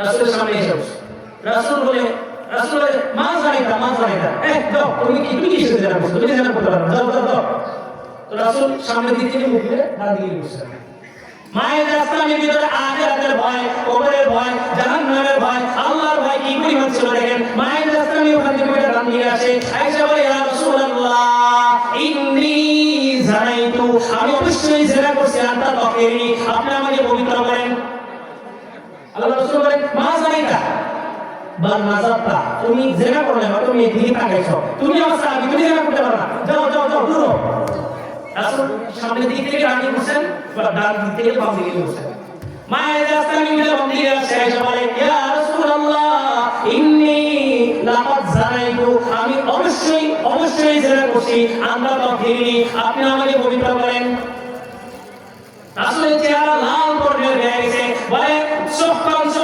তুমি এখান থেকে দূর হও। মা সারাইতা বাল্লা মাসা আরে তুই জেনা করো সারাইতা স্পষ্ট বসছ। তুমি যে জেনা করো তুমি তো নারীকে ধরছো, দূর হও। আমি এটা শুনতে চেয়েছিলাম, আমার সাথে বলি তুমি দূর হও। কয়বার সাক্ষী দিল? কয়বার? আসুন মাথা রাগ দিয়ে আসুন কিছু দিয়ে দিয়েছে। মায়ের আসলামী জেনা করছে, এই কথাটা বলা সহজ, কিন্তু মায়ের আসলামী যে তওবা করছে তার তওবাটা কি কঠিন ছিল ওইটা আমরা বলতেও পারি না, ধারণা করতে পারি না। এটাই বোঝা যায় সাহাবী ভালো জিনিস আলোচনা করি না, মন্দ জিনিস আলোচনা করি। তার মানে সাহাবীদের ব্যাপারে আমার ভিতরে কি আছে? বিদ্বেষ আছে। সাহাবীদের ব্যাপারে আমার ভিতরে কি আছে? বিদ্বেষ আছে। সাহাবীদের ভালো দিক আছে, খারাপ দিক আছে। আলোচ্য বিষয় কোনটা? বলেন কোনটা? আপনারা সবাই ঘুমিয়ে গেছেন নাকি? বহু মানুষ ঘুমের মধ্যে ঘুমাইছে আর উঠতে পারবে না, এরকম আছে না? ঘুমাইছে ঘুমের মধ্যে ঠিক হয়ে গেছে না, ছোট মানুষ ঘুমাবে মানে সাতটাকে ঘুমায়। অনেক মানুষ কিন্তু ঘুমের দিকে গেছে আর আসতে পারে। মায়ের আসলামী পিছনে আসছে, রাসূল পিছন দিকে ঘুরছে। এবার মায়ের আসলামী আয়েশা রাসূলের হাত ধরে বলে, ইয়া রাসূলুল্লাহ ওয়াল্লাহ, আল্লাহ শপথ করে বলতেছি, তাল্লাহ আল্লাহ শপথ করে বলতেছি, বিল্লাহ আল্লাহর কসম করে বলতেছি, ইন্নী লাকাদ জানাইতু, আমি অবশ্যই জেনা করছি। আল্লাহ তাআলা আপনি আমাকে শাস্তি দিয়ে পবিত্র করেন। সাক্ষী কয়টা হয়েছে? আচ্ছা একটা হইলে কি করতে হয়? বিচার করে দিতে হয়। সাক্ষী কয়টা হইলে বিচার করতে হয়? এখন আমরা সাক্ষী বুঝি না, মোবাইলে দেখে বাঁচিয়েছে। এখন সাক্ষী হয়ে গেছে মোবাইল। গত বছর একটা রিট জারি করছিল, স্ত্রী যদি স্বামীর ব্যাপারে ধর্ষণের অভিযোগ দেয় তবে স্বামীকে কি করা হবে? জেলবন্দি করা হবে। এখন এটা তো সমস্যা নেই, একটা আইন হতেই পারে। এবং একটা স্বামীকে স্ত্রীকে ধর্ষণ করতেও পারে, একটা স্বামী জোরপূর্বক। ধর্ষণ মানে কি? জোরপূর্বক হতে পারে না? যৌক্তিক না না, মজার বিষয়টা কি জানেন? বিচার করতে গেলে সাক্ষী লাগবে কয়জন? কয়জন? স্ত্রীকে যে দর্শন করছে ওখানে উপস্থিত থাকবে কয়জন? তাহলে 24 ঘন্টা আপনি এবং আপনার স্ত্রীর সাথে রুমে কয়জন লোক থাকতে হবে? তারপরে যে কি প্রমাণ হইব? দর্শন প্রমাণ হইব। সাক্ষী কটা লাগবে? নিয়ম কানুন বাস কি নিয়ম করতেছে বোঝেন নাই, চেহারাটাতে বসে গিয়ে আরেকটা বসতে থাকে। একটা কথা ভালোভাবে বুঝতে হবে যে ইসলাম যে বিধানটা দিয়েছে এটা চিরস্থায়ী এবং কিয়ামত পর্যন্ত প্রত্যেক যুগের প্রতিটা মানুষের জন্য একমাত্র শান্তির বিধান হলো ইসলাম। আর কোন তন্ত্রমন্ত্র মুসলমানদের শান্তি আনতে পারবে? তো চারটা সাক্ষী প্রমাণিত হয়ে গেছে। আল্লাহ রাসূল বলেন হাফিজু কুবুরাকুম, তার জন্য তুমি একটা ঘটনা প্রমাণ করো। কেন ঘটনা প্রমাণ করতে বলছে? শরীয়তের বিধান হলো কোন বিবাহিতা নারী এবং বিবাহিত পুরুষ সে যদি জেনা করে, বিবাহিত পুরুষ যদি জেনা করে তাহলে তাকে মাটির নিচে অর্ধেক গাইলা পাথর মাইরা হত্যা করা হবে। ইসলাম কত কঠিন না? ইসলাম কত কঠিন না? আরে না, দেখবেন এক শ্রেণীর মানুষ আছে ইসলাম ক্ষমতায় গেলে হাঁপিয়ে যাবে, ইসলাম ক্ষমতায় গেলে কলম উড়িয়ে দেবে, ইসলাম ক্ষমতায় গেলে পাথর দিয়ে হত্যা করবে। এই সাধারণরা জানেই না ইসলাম হাত কাটার বিধান আগে দেয়, আগে দিচ্ছে যাকাতের বিধান। ইসলাম বলে যাকাত দাও, যে এলাকার মধ্যে যাকাত দেওয়া হবে, যাকাত পরিপূর্ণ বাস্তবায়ন করা হবে। আল্লাহ রাসূল বলেন আমি আল্লাহ জাতের শপথ করে বলতেছি ওই এলাকার মধ্যে কোনো অভাব কোনো দুর্ভিক্ষ থাকবে না। তাহলে যে এলাকার মধ্যে কোনো অভাব নাই, কোনো দুর্ভিক্ষ নাই, এরপরে যেটা চুরি করে ওটা আসলে সমাজ খারাপ, ওটা তো হাত কেটে দেবে দরকার। এবার বলেন ইসলাম কি কঠিন না সহজ? ইসলাম এত কঠিন, বিবাহিত পুরুষ জিনা করলে কি করে? পাথর দিয়ে হত্যা করে দেয়। হ্যাঁ, আপনার কাছে কত সুন্দর কথা, চমৎকার কথা। অথচ এই সাহাবারা জানে না আল্লাহ রাসূল প্রত্যেকটা মুসলমানের জন্য কয়টা বিয়া জারি করছে? কয়টা বিয়া? আপনি সামর্থ্য আপনি করেন না, তো সামর্থ্য যদি থাকে জিনা করার যার সামর্থ্য আছে বিয়া করার সামর্থ্য তার আছে। যুবকরা আমাদের কোনো দৃষ্টি রয়েছে, কিন্তু সে সমস্ত অনৈতিক কাজগুলোর সাথে জড়িত আছে। বিয়ে করতে গেলে কাজে আমি কি হইনি? প্রতিষ্ঠিত হই। ইসলাম তোমাকে চারটা বিয়ের অনুমতি দিয়েছে, তুমি ওইদিকে না যায় অন্যায় পথে কিছু করো, তোমার ক্যারেক্টার লুজ, তোমার মতো ক্যান্সার সমাজে আর বাইচা থাকার দরকার নেই, তোমার পাথর মেরে কি করা দরকার? হত্যা করা দরকার। এবার মায়ের ইসলামী সাহাবী ঘটনা চলতেছে, মনে আছে? সবাই বুঝতেছে নি কথা? আমি কথা আনছি কোথা থেকে? কিছু কিছু মানুষ বলে সাহাবীরা কি করছে? জেনা করছে। কিন্তু দেখেন এই সাহাবী জেনার ঘটনার পরে তার তওবার ব্যাপারে রাসূল কি বলে? মায়ের ইসলামের জন্য অর্ধেক রক্ত প্রমাণ করা হইল, ভিতরে ঢুকানো হইল। সাহাবায়ে কেরাম আল্লাহ রাসূল বললেন রজ্জিবু তোমরা পাথর মারো। সব সাহাবী চতুর্দিক থেকে পাথর মারা শুরু করলেন। পাথর মারতে মারতে মায়ের ইসলামের দেহটা নিস্তেজ হয়ে গেল। শেষ পর্যায়ে মাটির উপর থেকে দেহটাকে ছেড়ে দিয়ে উঠে গেছে। একজন বড় সাহাবী নাম দিলাম না, ওই সাহাবী জোরে একটা পাথর মারছে, ওই পাথর যারা মাথার উপর আঘাত করছে, মাথাটা থাকলে মাথার একটু রক্ত ওই সাহাবীর গায়ের মধ্যে যা বসে, যখন গায়ের মধ্যে রক্ত বসে, রক্ত এমনি রাখা, রক্ত কি মাথার রক্ত কি আপনি বেরোজ বাইরে যান, রক্ত বুঝ বাইরে যায় গড়ে পড়া বুঝছেন না? আপনারা তো জানেন, আপনাদের ছেলেরা কিন্তু জানে না। কেন জানেন? জানেন আপনাদের মাদ্রাসা পড়ছেন, মুক্ত হয়ে পড়ছেন, এখন তো মাদ্রাসা আছে, মুক্ত আছে, কিন্তু আপনারা সন্তান দেন না। এই কারণে রক্ত বুঝ বাড়িয়ে পড়া আপনি জানেন, কিন্তু আপনার ছেলে জানে না। আপনি ইসলাম যখন পালন করতেছেন, আপনি কবরে যাওয়ার পর আফসোস করবেন যে এই ছেলেকে অন্তত প্রাথমিক শিক্ষা যদি মাদ্রাসার মধ্যে দিতে পারতাম, তাহলে এই ছেলে জীবন প্রতি নাস্তিক হতো না। তেমন তো মাদ্রাসা মসজিদ সব আছে, হুজুর আছে, কিন্তু আমাদের কাছে এটার গুরুত্ব নেই, মূল্য নেই। কারণ কি? আমাদের ঈমান দুর্বল। আমাদের কি দুর্বল? ওই যে স্কুলে টাকা দিবে, কত টাকা? 1000 টাকা, বাস 15 বছর আমি ঈমান বিক্রি করছি, ঈমানের দাম হচ্ছে কত? নির্বাচনের আগে ভোটের দাম না। আপনি ঈমান যদি ঠিক থাকে 1 কোটি টাকা দিয়ে আপনার ভোটও কিনতে পারবেন। আপনি ঈমান যদি ঠিক না থাকে বাস একশো ধরে দিচ্ছে। এখন তো ওই সিস্টেম নাই, এখন আপডেট হচ্ছে, এখন ডাইরেক্ট কিস করে কিসের টাকা দিব। যদি আমার থাকে ভোট না হয়, তো এটা টিকিট টিক দিয়ে যে কটা ভোট আছে সব ভিতরে ঢুকে যাবে, টাকা বেঁচে গেল। আল্লাহ, ঈমান বিক্রি করা যাবে? বন্ধুকে নোট থেকে টাকা দিয়ে কোনো অবস্থা নেই না। আমাদের ঈমান আছে না, বুঝতে কিভাবে? যখন দেখবেন মাহফিল আপনার কাছে ভালো লাগে, মাদ্রাসা ভালো লাগে, মসজিদ ভালো লাগে, হুজুর দেখলে ভালো লাগে, ছেলেকে হাফেজ বানাতে মন চায়। আল্লাহ রাসূল বলেন, ইদা সামাকা হাসানাতু ওয়া ইদা আসাআকা সাইয়্যাতু ফাআনতা মুমিন। যখন তোমাকে ভালো কাজগুলো আনন্দিত করবে, খারাপ কাজগুলো ব্যতীত করবে, তখনই তুমি মুমিন। যখন বুঝবেন মাদ্রাসায় যে ভালো লাগছে, তখন বুঝবেন আপনি মুমিন। আর যখন দেখবেন যে মাদ্রাসায় ভালো লাগে, স্কুলে গিয়ে মনে একটা তৃপ্তি আছে, ছেলে এখন শিক্ষিত হবে, বুঝবেন আপনার ঈমানের মধ্যে ঝামেলা আছে। সবাই মুখ বন্ধ।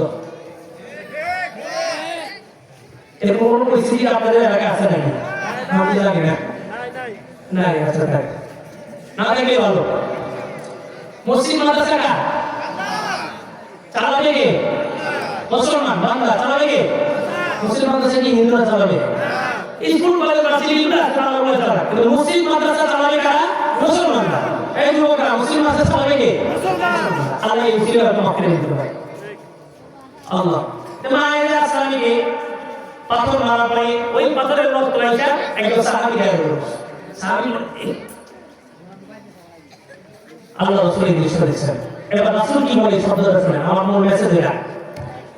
রাসূল সাহাবীকে ডাকে, আমার শোনো, তুমি মায়ের ইসলামের রক্ত ঘৃণা করতেছ, অথচ তুমি জানো লাউ কুসিমাত তাওবাতুহু আলা আহলিল মাদিনাতি লাকাফা। এই মায়ের ইসলামের পরিমাণ তওবা করছে, তার তওবা যদি সমগ্র মদিনাবাসীর গুনাহগারদের উপর বন্টন করা হয়, এই পরিমাণ তওবা করছে যে সমস্ত গুনাহগারের গুনাহকে আল্লাহ তাআলা মাফ করে দেওয়ার জন্য যথেষ্ট হয়ে যাবে। তাহলে মায়ের ইসলামী যেটা করছে এটা হচ্ছে বিষয় না, মায়ের ইসলামী এই পরিমাণ তওবা করছে যে তার তওবা সমগ্র মদিনাবাসীর গুনাহকে মাফ করে দিবে। ওই তওবাটা হচ্ছে বিষয়। কোনটা হচ্ছে বিষয়? সাহাবী ভালো দিক হচ্ছে বিষয় না খারাপ দিক? আচ্ছা, আমার ছেলে অপরাধ করছে, আমার ছেলে কি করছে? আমি ছেলেকে মাফ করে দিয়েছি, মাফ করে দিয়ে বললাম যে আমি আমার ছেলের উপর খুশি আছি, বলছি না? আপনি কি আমার ছেলেকে নিয়ে কথা বলার? আমি বাপ তার উপরে খুশি, আপনি দ্বিতীয় পক্ষ কথা বলতে, তার মানে বুঝা গেল ডাল মে কুছ কালা হ্যায়। সাহাবায়ে কেরাম গুনাহ করছেন না কি করছেন, সাহাবায়ে কেরাম ভুল করছেন না কি করছেন, এটা আমার জানার বিষয় না। আল্লাহ বলেন রাদিয়াল্লাহু আনহু ওয়া রাদু আন, আমার সাহাবী প্রত্যেকটা সাহাবী আমার উপরে খুশি এবং আমি আল্লাহ তাদের উপরে খুশি। আল্লাহ তার উপরে খুশি, আপনি তার বুঝা দিয়ে মুম্মাবে। তাহলে সাহাবীর উপর খুশি কে? আল্লাহ। আল্লাহ খুশি হয়ে সার্টিফিকেট দিয়েছেন, শোনো বান্দা, তোমার সমস্ত আমল, সমস্ত কাজ একমাত্র ঈমানের উপরে ডিপেন্ডেন্ট। ঈমান থাকলে আমলগুলো গ্রহণযোগ্য হবে, ঈমান যদি বিশুদ্ধ না থাকে কোনো আমল গ্রহণযোগ্য হবে না। এরপর আল্লাহ বলেন এই ঈমানের সার্টিফিকেট দিয়ে আমি আমার সাহাবীদেরকে অথেন্টিক প্রমাণিত করতেছি। ইয়া আইয়ুহাল্লাযীনা আমানু আমিনু কামা আমানান নাস। ঈমান আমরা কার মতো? সবাই বলেন ঈমান আনবেন কার মতো, নামাজ পড়বেন কার মতো, রোজা রাখবেন কার মতো, হজ করবেন কার মতো, যাকাত দিবেন কার মতো। ইসলামের প্রত্যেকটা সেক্টরে অনুষ্ঠিত ব্যক্তি একমাত্র কে? আমার সাহাবা। একমাত্র কে? আমার সাহাবা। এরা দেখা যায় সাহাবীদের ভুল ধরে মুসলমানদেরকে দূরে সরায় দেয়, কিন্তু বিধর্মী কাফের ও সেই বেঈমানদেরকে কাছে টেনে আনে। এটা হচ্ছে ইন্টারফেস। এটা কি ইন্টারফেস? আল্লাহ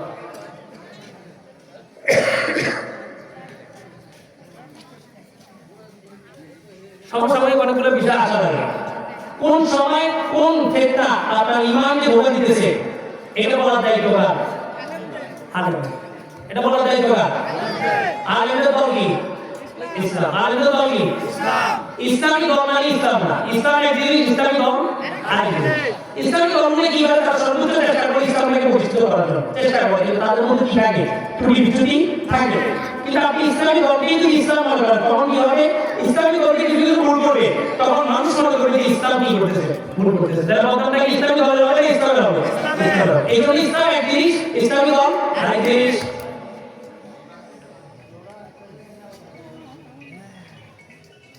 আল্লাহু আকবার। চলমান পরিস্থিতিতে শুধু নামাজ পড়বেন, রোজা, হজ, যাকাত, দ্বীনের মৌলিক বিষয়গুলো আদায় করবেন। আল্লাহ রাসূল বলেন মান ক্বালা লা ইলাহা ইল্লাল্লাহু মুখলিসান লাহুল জান্নাহ। ও আমার উম্মত শুনে রাখো, কেউ যদি কালেমা ইখলাসের সাথে যদি পাঠ করে, আল্লাহ তাকে জান্নাত দান করবে। সুবহানাল্লাহ। সাহাবায়ে কেরাম বলে ইয়া রাসূলুল্লাহ ওয়া মা ইখলাসুহা, এই কালেমা ইখলাস কি? কালেমা পড়ছে লা ইলাহা ইল্লাল্লাহ, মুসলমান হয়ে গেছে না? এটা গল্প শুনলেন? সবাই যা মনে আছে নাকি? না, এটা আগামী বছর বলি। তাহলে আপনাদের দাওয়াত করবেন। এক বাচ্চা, আমাদের যুগের বাচ্চার মতো না, ওই যুগের বাচ্চা ছিল আল্লাহর মেয়ে, বাচ্চা মামুনের যুগের ঘটনা। বাচ্চা খালি গুনাহ হয়, বাচ্চা কিন্তু কি হয়? গুনাহ হয়। জনগণ গুনাহ করলে এটা আযাব মতো বড় হয় না, কিন্তু ক্ষমতাসীন লোক যদি গুনাহে জড়িত হয়, অন্যায় কাজে জড়িত হয়, অনিসলামিক কাজে জড়িত হয়, তখন আল্লাহ তাআলা ভূমিকম্প দিয়ে সতর্ক করেন। ক্ষমতায় কাজ বসে না এমন লোক যে বেনামাজি, কাজ বসাবেন বেনামাজি না নামাজি? এই যে বেনামাজি বসাবেন না নামাজি বসাবেন, আল্লাহ ভূমিকম্প দিছে, সতর্ক হন। আমারও যদি ওই তন্ত্র ওই মন্ত্র যদি প্রতিষ্ঠিত হয়, এবার তো ভূমিকম্প সতর্ক করছে, আগামী ভূমিকম্প হবে, ভূমি ধস, ভূমিকম্পের সাথে সাথে জমি একদম নিচে নেমে যাবে। আল্লাহ তাআলা পূর্বে বহু জাতি এভাবে ধ্বংস করে দিয়েছে। আদ এবং সামুদ জাতি পাহাড়ি কারুকার্য খুব পারদর্শী ছিল। এরা যখন আপনার বসে আল্লাহ তাআলা এদেরকে 7 দিন 8 রাত টানা বাতাস বৃষ্টি বর্ষণ করে ধ্বংস করে দিয়েছে। কবি বলেন आके फरमा कर दे बख्श बादरा ता सजाए कर दे कौमे आदरा। আল্লাহ তাআলা বাতাসকে জারি করেছেন, বাতাসের উপর আল্লাহ তাআলা হুকুম দিয়েছেন যাও আর এবং সামুদ্র দিকে তুমি তুলে বেরিয়ে এসো। বাতাস তার গতিতে চলছে তো চলছে, আল্লাহর আদেশ যখন বাতাসের উপর জারি হয়েছে, তারিখে কিতাবের মধ্যে আছে, আল্লাহ রাসূল হাদিসের মধ্যে বলেছেন এই বাতাস বিশাল বিশাল অট্টালিকা সমান, খেজুর গাছ, সুপারি গাছ সমান এক একটা মানুষকে আশ্রয় পেলে জমির মধ্যে শোয়া রাখছে। যখনই অনেক আল্লাহ তার সাথে সাথে আযাব দিয়েছেন। কমের লোক সংখ্যাকে গুনাহ করত, আল্লাহ তাআলা সকলে কি করেছে? মাটি নিচে দাবায় গেছে।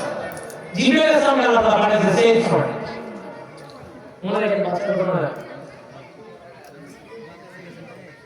জিবরাইল সামনে আযাবের ফেরেশতাকে পাঠিয়েছে, যাও এই সামুদ জাতি এরা গুনাহ করছে, সংখ্যাকে গুনাহ করছে, লোক কমের লোক এটা সকলে উল্টাই দিয়েছে। জিবরাইল সামনে রওনা হয়েছে, ওনার তো ফেরেশতা মানুষের আগে দিয়ে গেছে। ফেরেশতা সুন্দর না বিশ্রী?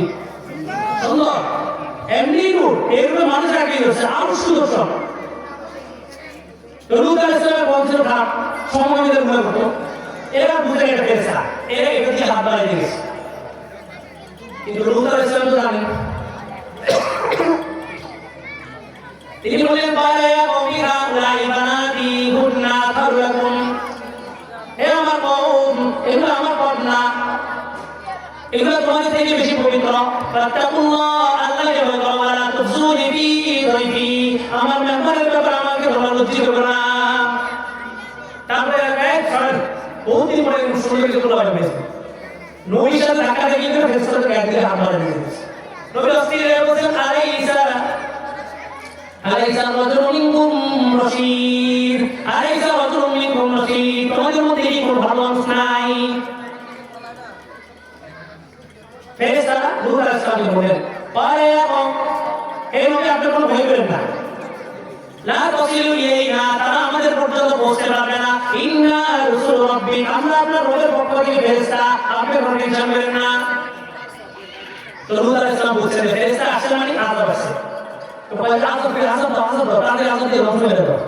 ফেরেশতা বলেন, আলা ইন্না মাউইদাকুমুস সুবহ, আল্লাহ তাআলা সকালে ওয়াদা করছেন সকালে আযাব দিবেন, সকাল হওয়া ছাড়া এদেরকে আযাব দেওয়া যাবে না। নূহ আলাইহিস সালাম আসলে দিকে বলে, আলাইসা সুবহু বিকরীব, আরে সকাল কি কাছে নয়, সকাল আসে না কেন? এরপর সকাল হয়েছে, জিবরাইল আলাইহিস সালাম নূহ আলাইহিস সালামকে বলে, ফাআসি বিআহলিকা বিকি'আইন মিনাল লাইল ওয়াত্তাবি' আদবারহুম ওয়া লা ইয়ালতাফিত মিনকুম আহাদ ইল্লা ইমরাআতাক, আপনি আপনার বিবিকে নিয়ে, আপনার কওম যারা ঈমান আনছে ভালো মানুষ, এদেরকে নিয়ে রাতের শেষ রাতে রওনা দিবেন। আপনি যখন শহর থেকে বের হয়ে যাবেন, এই শহরটা আমি ধ্বংস করে দিব, এবং বিকট একটা শব্দ হবে, তবে আপনার কওমের কেউ যেন পিছন দিকে না তাকায়। তো ইল্লা ইমরাআতাক, আপনার বিবি পিছন দিকে তাকাবে। কেন? বলে যে নূহ আলাইহিস সালামের বিবি, উনি কিন্তু নাউজুবিল্লাহ কোন নবীর স্ত্রীরা খারাপ কাজে জড়িত ছিলেন না, কিন্তু নূহ আলাইহিস সালামের বিবি সমকামীদের করেন নাই, কিন্তু সমকামীদের বিরুদ্ধে কোনো কথা বলেন না, চুপ ছিলেন। তাহলে হকটা কি বলতে হবে না ছুটাইতে হবে? বলতে হবে। আযাব আসলেও বলতে হবে, আর হকটা যদি বলা থেকে বিরত থাকি তো আযাব আমাকে শেষ করে দিবে। আল্লাহ রাসূলুল্লাহ সাল্লাল্লাহু আলাইহি হাক্কি শাইতানুন নাখাস, যে হকটা বলা থেকে ছুটাই গেছে ও শয়তান।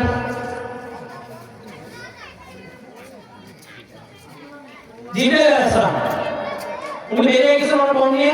জিবরাইল আলাইহিস সালামের ৬০,০০০ পাখা আছে, ৬০,০০০ পাখা।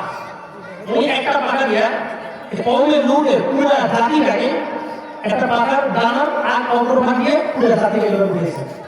আল্লাহ বলেন, ওয়ান্তরনা আলাইহিম হিজারাতাম মিন সিদ্দিরিন মামদুদ মুসাওয়ামাতান ইনদা রাব্বিক, এই জাতিটাকে যখন জিবরাইল আলাইহিস সালাম উপরে দিয়ে বলেছে, আল্লাহ বলেন আমি উপর থেকে পাথরের মধ্যে আগুন মেটা, প্রত্যেকটা পাথরের মধ্যে ব্যক্তির নাম মেটা, ওদের মাথার উপরে পাথরগুলো ছিল মাসি।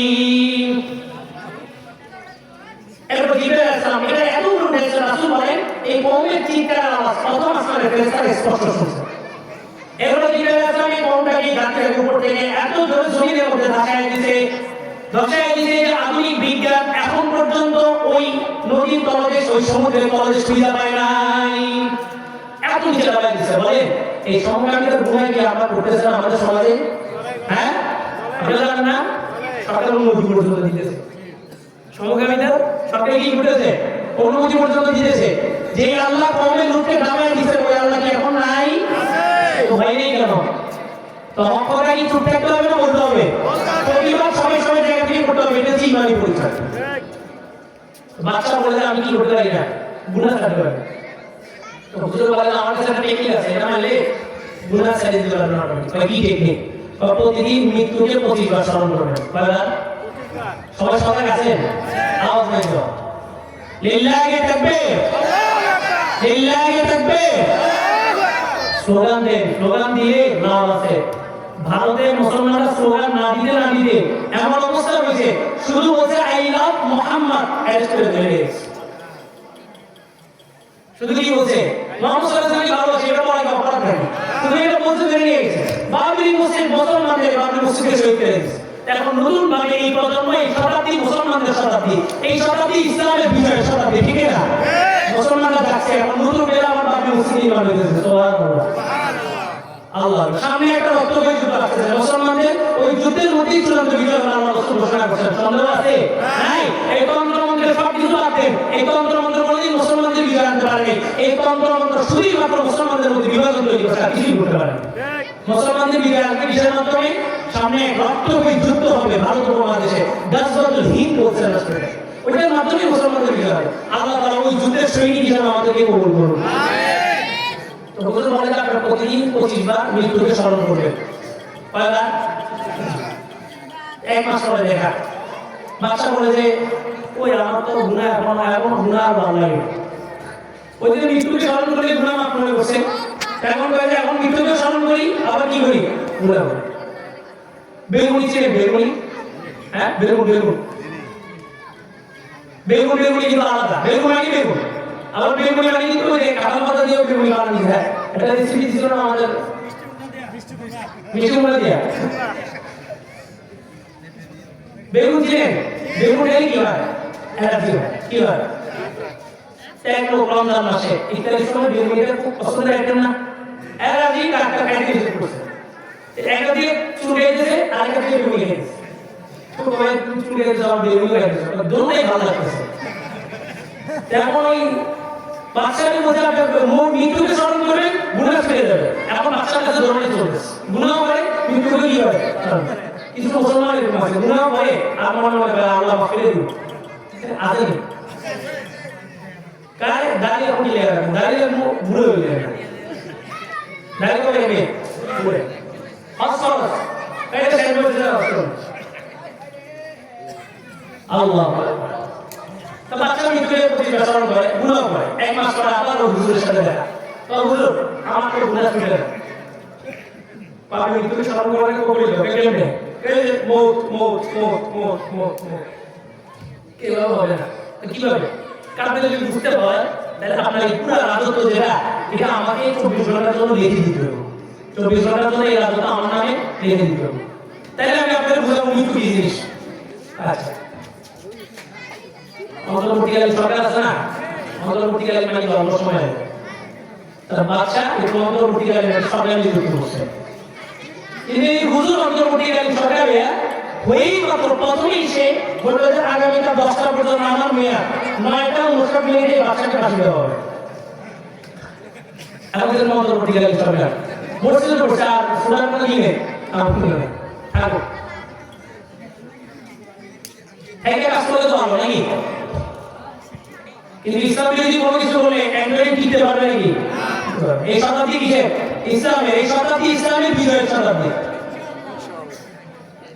তোমাদের আগামীকাল 9টা 19 মিনিটে বাচ্চার ফাঁসি, বাচ্চা বলে যেটা তো আমার সাথে কাজ যাবে না, আপনি কি করবো? আপনি যদি ফাঁসি না দিই তাহলে আগামীকাল 10টার পরে আপনার কি বাচ্চা, আর আপনি যদি ফাঁসি দিই অন্তর কোনো সরকার নেই, অন্তর্বর্তীকালীন কি সরকার হাসিনা চলে যাওয়ার কোনো সরকার নেই, অন্তর্বর্তীকালীন সরকারই গিয়ে গেছে সরকার দিয়ে গেছে। তো হুজুর আপনাদের কাজটা কি করে যা বলছি তা আগামীকাল 9টা 19 মিনিটে আপনার ফাঁসি হবে এসেছিল হুজুর আপনাদের এটা আমার বুঝলো করতেছে আমাদের আখেরাত আল্লাহ দেব হুজুরের বলে হুজুরের কাছে আমরা মাসালা সব জানা যায় আলো কোনটা আলো কোনটা একদম হুজুর এটা সুদের টাকা কোনো সমস্যা নেই, আপনি হাদিয়া হিসেবে আমাদের দিবেন, আপনি মসজিদে দান করবেন, কি করবেন সুদের টাকা মসজিদে দান করলে হালাল, হুজুরে দিলে হালাল, মাদ্রাসায় দিলে হালাল। সুদ সুদ রাসূল কি বলেন যে সুদের টাকা যে নিছে যে দিছে যে দেখছে যে লেখছে যে কলমা খাতা লাগায় দিছে কুল্লুম বিন্না সবগুলো জাহান্নামে, তো সুদের টাকা দিয়ে হুজুর খাবে হুজুর ঠিক আছে আর সুদের সুদ বন্ধ করে কেন জানেন শুনবে সুদটা বন্ধ করে কেন, সুদ আর যে খাইতে দিয়ে যাবে না কেন বন্ধ হয় না? কয়ে হুজুরের বলে দিয়েছে কয়ে এই সুদের টাকা আরে কামাই করেছেন যা করছেন না করছেন এখন এই সুদের টাকা আপনি যদি বাথরুমে দেন মসজিদে একটা তাহলে আমি সুদের টাকা নিয়ে যাবো হারাম। এখন বলে যেই লোক দেখছে যে সুদের টাকা আমার পকেটে থেকে হারাম হুজুরের মসজিদে বাথরুমে এটা যায় এটা আবার কি হারাম এটা যায় এই কারণে সুদ বন্ধ হয় না, কিন্তু হুজুররা যদি ফতোয়া দিল যে কোন সুদের টাকা না মসজিদে না মাদ্রাসায় না বাথরুমে না হুজুরকে কাউকে হাদিয়া দেওয়া যাবে না, এবং কোন সুদী যদি মারা যায় ওই সুদীর জানাজা আমরা পড়াবো না, সমাজ থেকে 24 ঘন্টার মধ্যে সুদ মুক্ত সমাজ ব্যবস্থা করা সম্ভব সম্ভব কি না?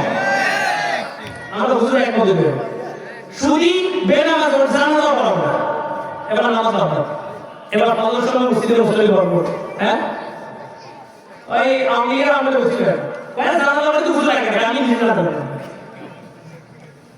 এরকম অনেক শক্তিশালী ছিল, করোনা মোকাবেলা করছে।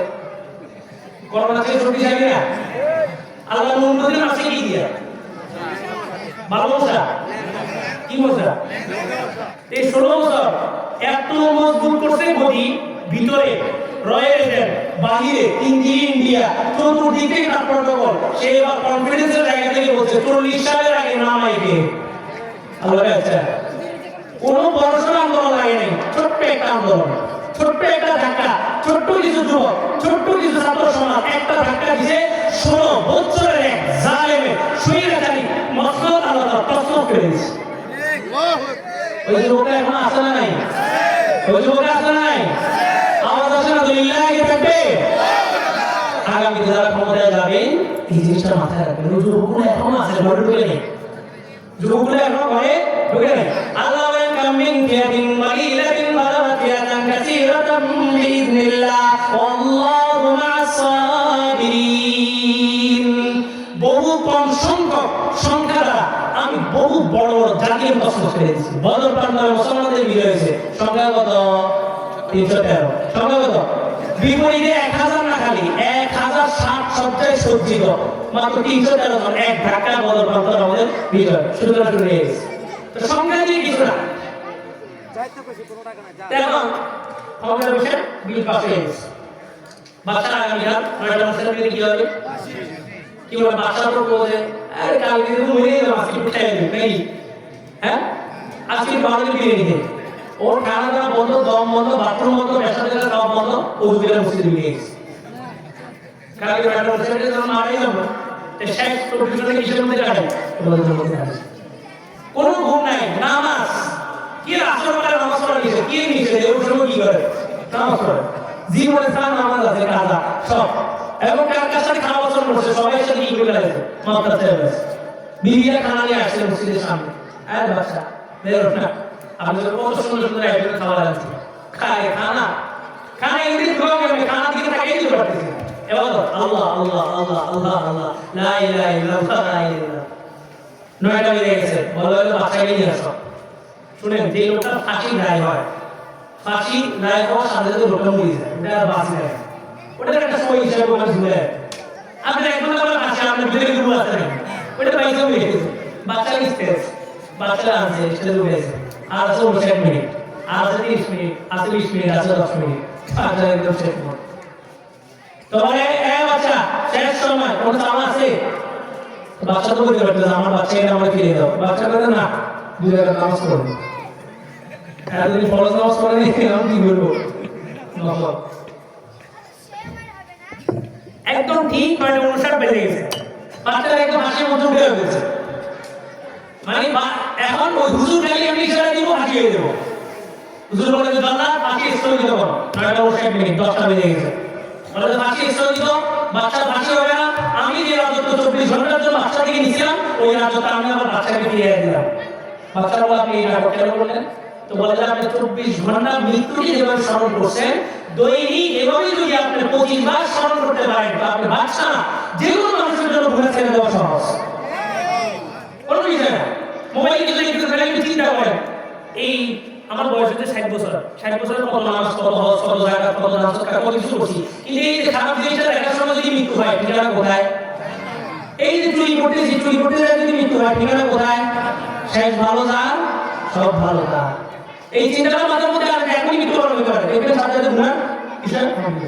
কিন্তু বাদশা 24 ঘন্টা মৃত্যুকে এইভাবে স্মরণ করছে, আল্লাহ এত কাছে গেছে না, বাদশা বলে গুল্লি মারি সমস্ত ক্ষমতা আমি 24 ঘন্টায় সবচেয়ে বড় মালিককে পেয়ে গেছে, আমাদের তুচ্ছ ক্ষমতার কোনো দরকার নেই। সুবহানাল্লাহ।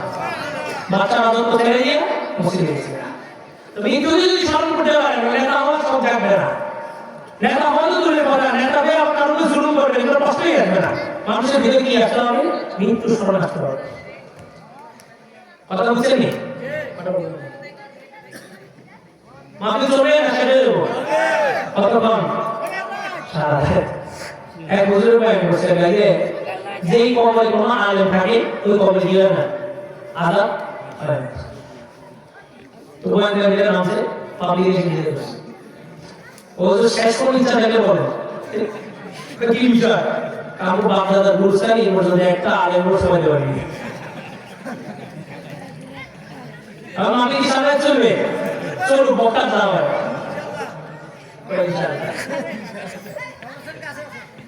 আল্লাহ, তা আমাদের কি ঠিক রাখতে হবে? ঈমানকে ঠিক রাখতে হবে। এই ঈমানকে ঠিক রেখে দেখেন, মৃত্যুর একবারে 5 থেকে 6 সেকেন্ড আগে আপনার ঈমান যাবে, সারা বছর যাবে না। ঘটনা শুনবে এটা বাইজিদ বুস্তামি রহমাতুল্লাহ আলাইহি, নাম শুনেছেন? বাইজিদ বুস্তামি রহমাতুল্লাহ আলাইহি মৃত্যুর সময় উনি তাহাজ্জুদের নামাজ ছিলেন। কেউ বলছে হাসান বসরি ঘটনা, একদিন ওনার তাহাজ্জুদ মিসে, কোনো কারণে তাহাজ্জুদ মিসে, পরের দিন তাহাজ্জুদের সময় শয়তান এসে আমাদের আগে এই উপর তাহাজ্জুদের সময় শয়তান কি জায়গা তাহাজ্জুদের জন্য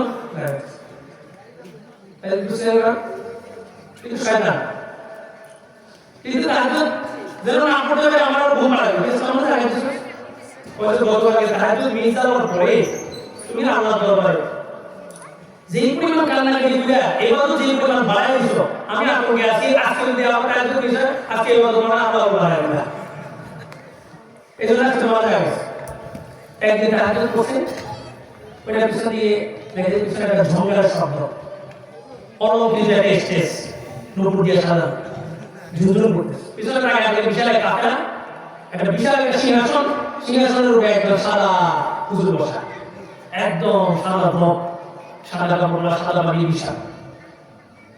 তুমি কার বিশেষ করে বলে তুমি কে? কান জিবে, কান জিবে, কান জিবে কে বাড়িয়েছে? তুমি আইনদিল্লাহ, আল্লাহর পক্ষ থেকে আসছে। আচ্ছা, কেন আসছে?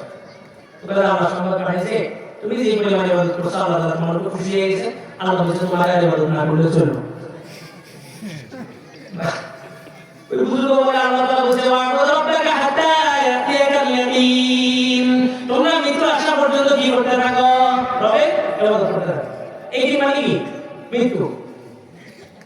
ঠাকুর বলেছে এক বাউলের সাথে সাক্ষাৎ হলো এক বছর আগে, ওই চলে নামাজ পড়ো, কার না আমার এই এসে বসে কি এই জিনিস তখন ছোট থেকে আমি কিছু বুঝি না, কাজে আল্লাহ বলেছে ওয়া'বুদ রাব্বাকা হাত্তা ইয়াতিয়াকাল ইয়াকিন, এই কি মানে বিশ্বাস, কাজে আল্লাহ বলেছে বিশ্বাস আসা পর্যন্ত আল্লাহ ইবাদত করতে থাকো, তা আমার বিশ্বাস চলে আসছে তুমি ইবাদত করি না, বিশ্বাস আসার পরে ইবাদত কি বন্ধ করে না চালু করবে? অথচ সমস্ত মুফাসসিরিনে কেরাম বলে এখানে এই কি শব্দটা মৃত্যু উদ্দেশ্য, অর্থাৎ তোমার মৃত্যু আসা পর্যন্ত তুমি কি করতে থাকো? ইবাদত করতে। তো পয়লা আল্লাহ পাঠাইছে, আল্লাহ বলল মৃত্যু পর্যন্ত ইবাদত করতে, এখন আল্লাহই আবার বলতেছে আমার ইবাদত কি হইছে আল্লাহকে পছন্দ হয়েছে, মানে এটা একটা সূত্র মিলে যেতে পারতেছে না আল্লাহ, কি সূত্র? পয়লা মুহাম্মদ সাল্লাল্লাহু আলাইহি ওয়াসাল্লাম তো ইবাদত যা করছে শেষ, তুমি ইবাদত করতে করতে মুহাম্মদ সাল্লাল্লাহু আলাইহি ওয়াসাল্লাম পর্যন্ত পৌঁছে গেছে, এখন যদি তুমি আরো ইবাদত করো তো তুমি মুহাম্মদ সাল্লাল্লাহু আলাইহি ওয়াসাল্লামকে ছাড়াই দেবে, এজন্য আল্লাহ তাআলা তোমার কাছে ইবাদত করলো না। ও কি জিবরাইল না ইবলিস? উনি বলে আচ্ছা জিবরাইল তো নবীর পরে কারো কাছে আসার কথা না, আর জিবরাইল যার কাছে আসবে তাকে কি বলা হবে? নবী। তাকে কি বলা হবে? নবীর পরে আর কোন নবী আছে? যারা নবী দাবি করবে তারা কি? অনেকে মানে না, কাটিয়ে দিবে কি? কাটিয়ে দিবে কি? সবাই বলে না কাটিয়ে দিবে কি? যারা কাটিয়ে দিবে কি কাফের মনে করবে না তারাও কি? নিয়ম হলো নবী যেখানে মারা যায় ওখানে দাফন করতে হয়, নবীরা যেখানে মারা যায় ওখানে কি করতে হয়? মির্জা গোলাম আহমদ কাদিয়ানী মারা গেছে টয়লেটে, আবু সাইদের বাড়িতে মরার পরে টয়লেটে, আর মির্জা গোলাম আহমদ কাদিয়ানী মরার আগে তার পর গিয়ে গেছিল টয়লেটে। আল্লাহ, তো বলা যে জিবরাইল তার কাছে আসবে সেগুলো নবী, আর আমার নবী লেখা খাতামুন নবিয়্যিন লা নবিয়্যা বাদি, আমি সর্বশ্রেষ্ঠ নবী, আমার পরে আর কোনো নবী আসবে না। নবীর পরে কোনো নবী আসবে নাকি? ঈসা আলাইহিস সালাম আসবে, নবী হিসেবে আসবেন না উম্মত হিসেবে আসবেন? তো বলে তুই তো জিবরাইল না, তুই ইবলিস বয়, কোন একটা লাঠি আছে, বুজুর্গরা লাঠি ব্যবহার করতেন, সাহাবায়ে কেরাম অস্ত্র ব্যবহার করতেন সবসময়। যতদিন পর্যন্ত মুসলমানদের হাতে অস্ত্র ছিল, মুসলমানরা জিহাদকে নিজের আদর্শ হিসেবে গ্রহণ করছে, ততদিন পর্যন্ত মুসলমানরা পুরা পৃথিবী শাসন করছে। আর যেদিন মুসলমানরা এই অস্ত্র ছেড়ে দিয়েছে, জিহাদই হয়ে গেছে, তখন থেকে মুসলমানদের উপরে বিজাতিদের শাসন শুরু হয়ে গেছে। মুক্তির পথ একটা, সেটার নাম কি? জিহাদ ফি সাবিলিল্লাহ, সেটার নাম কি? জিহাদ ফি সাবিলিল্লাহ। আল্লাহ রাসূল বলেন বলি আল-ইসলাম আলা খামস, ইসলামের ভিত্তি 5টা। ইসলামের ভিত্তি কয়টা? কালিমা, নামাজ, রোজা, হজ, যাকাত, 5টা স্তম্ভের উপরে ইসলাম নামক চাদর বিছানো। স্তম্ভ কয়টা? 5টা পিলার কয়টা এই মনে করেন স্টেজের দুটো পাশে 4টা এখানে দিয়ে একটা 5টা পিলার 5টা পিলারের উপরে দেখেন এই সামিয়ানা বিশেষের উপরে আপনার এক সামিয়ানা মাঝখানে দিকে দিয়ে গেছে মাঝখানে পিলার না থাকে গিয়ে গেছে এই 5টা খুঁটির উপরে যখন ইসলাম নামক চাদরটাকে বিছানো হইল তো মাঝখানে কোনো খুঁটি না থাকে ইসলাম নামক চাদরটা নিচে দিয়ে নেমে গেছে মুহাম্মাদুর রাসূলুল্লাহ সাল্লাল্লাহু আলাইহি ওয়াসাল্লাম বলেন জালাতু সালামিল ইসলামি ওয়া জিহাদু ফি সাবিলিল্লাহ মাঝখানে একটা খুঁটি ইসলাম নামক চাদরটাকে সমন্বিত করছে ওই খুঁটির নামই হলো জিহাদ ফি সাবিলিল্লাহ ওই খুঁটির নাম কি আপনি যদি জিহাদ ফি সাবিলিল্লাহ এই খুঁটিটাকে আপনি ধরতে পারেন আপনার ঈমান নিরাপদ নামাজ নিরাপদ যাকাত নিরাপদ রোজা নিরাপদ হজ নিরাপদ আর এই একটা খুঁটিকে যদি ছেড়ে দেন নামাজ রোজা হজ যাকাত কোনো কিছুই আপনার নিরাপদ থাকবে না মুসলমানদের বাকি মুসলিম এগুলো মুসলমানরা যদি জিহাদ ঘোষণা করতে পারতো তোমার এই দুটোই বিশ তো বলতে পারে আমার রাজি থেকে জায়গায় বিশ এটা জিবরিলের বিশ এবার দেখেন যাওয়ার সময় ইংলিশ কি বলে বলে শোন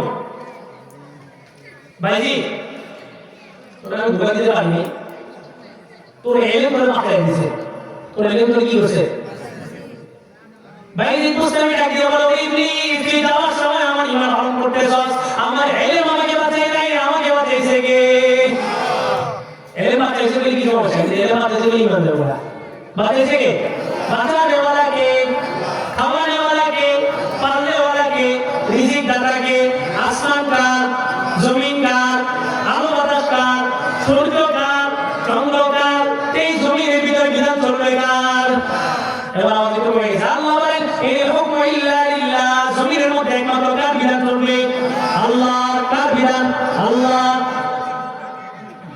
মুসা আলাইহিস সালামের এই বিধান আছে ইবলিস এর বলে মুসা কি করি তাহলে সারা দিন চলে গেল কালাম দোস না পুরো নামাজ পড়তে পারো তো বলে নামাজ পড়ে কি লাভ আল্লাহ সিদ্ধান্ত নিয়ে গেছে আমার জান্নাত দিতে ইবলিস আল্লাহ সিদ্ধান্ত নিয়ে গেছে জান্নাত ইবলিস আল্লাহ এই আগুনের কারণে আমি জান্নাত থেকে বেরিয়েছি লা মুদান্না লাহুম আজমাইন আমি তাদের প্রত্যেকের জন্য আমি ওয়ান শিমালি ওয়ান আমামি ওয়ান খালফি তাদের ডানে বামে সামনে পিছে চতুর্দিক থেকে তাদেরকে ধোঁকা দিব আল্লাহ বলে কি কাজ قال انظرني الى يوم يبعثون ইবলিস বলে আল্লাহ আপনি আমার কিয়ামত পর্যন্ত হায়াত বাড়ায় দেন আল্লাহ বলে ইন্নাকা মিনাল মুনজারিন যা তোর হায়াত কিয়ামত পর্যন্ত বাড়ায় দিছি কাজ কি করবি পয়লা আমার এমন একটা ক্ষমতা দেন আমি বান্দার আগে আমি কোরআন শিমালি কোরআন আমি কোরআন খালবি ডানে বামে সামনে পিছে চতুর্দিক থেকে আমরা বান্দাকে কি করব ধোঁকা দিব বান্দাকে কি করব প্রত্যেকটা সিরাতে মুস্তাকিমের রাস্তায় রাস্তায় মাহফিলের রাস্তায় রাস্তায় মসজিদের রাস্তায় রাস্তায় মাদ্রাসার রাস্তায় রাস্তায় আমরা উৎপেতে বসে থাকবো কোন মুসলমান যেন এই সমস্ত বাগানে এসে জান্নাত কামাতে না পারে তো কথা শেষ পাওয়ার দিলাম এই পাওয়ার দিছে ইবলিস আমাদের ব্লগের ভিতরে পর্যন্ত দৌড়ে যেতে পারে আল্লাহ তাআলা ক্ষমতা দিয়েছে সে ছোট্ট একটা সুর ঢোকায় বুজুর্গ বলে আমি স্পষ্ট দেখি শয়তানের একটা চিকন সুর এই যে কাদের এখানে দিয়ে এই দিক দিয়ে কর্মটা একদম কাছে কর্মটা আমাদের বাম পাশে কর্মের মধ্যে অস্ত্র দিয়ে শয়তানের যে পিছনের দিক দিয়ে এই দিক দিয়ে অস্ত্র ঢোকায় আর আল্লাহ রাসূলের মনের উপর কোথায় ছিল আল্লাহ রাসূলের একটা নবুয়তের মর্যাদা কোথায় ছিল জানেন এই যে কাদের দুই কাদের মাঝখানে এই জায়গায় আল্লাহ তাআলা মরটা সিল মেরে দিয়েছেন জন্মগতভাবে যাতে জীবনে কোনোদিন কোনো শয়তান আমার রাসূলকে ধোঁকা দিতে না পারে আল্লাহ রাসূল বলেন লিকুল্লি ইনসানিন শাইতান প্রত্যেকটা মানুষের সাথে একটা শয়তান আছে সাহাবায়ে কেরাম বলে আল্লাহ আপনার সাথে আছে রাসূল বলেন যে লি শাইতান ফাহুয়া আসলাম আমার সাথে একটা শয়তান ছিল কিন্তু কি হয়ে গেছে মুসলমান হয়ে গেছে তাহলে আল্লাহ রাসূলের পিঠে যেখানে সিল মোহর বসায় দিয়ে আল্লাহ তাআলা শয়তান থেকে রাসূলকে কি করছেন হেফাজত করছেন রাসূল কি করছেন হেফাজত করছেন তাহলে রাসূল কি কোনো গুনাহ করতে পারে রাসূল কি কোনো গুনাহ করতে পারে আর রাসূল গুনাহ করছে এই কথা যদি কেউ মানে কেউ বলে ঈমান আছে না গেছে আমাদের রাসূল মাসুম রাসূল নিষ্পাপ রাসূলের কোনো গুনাহ নাই কেন নাই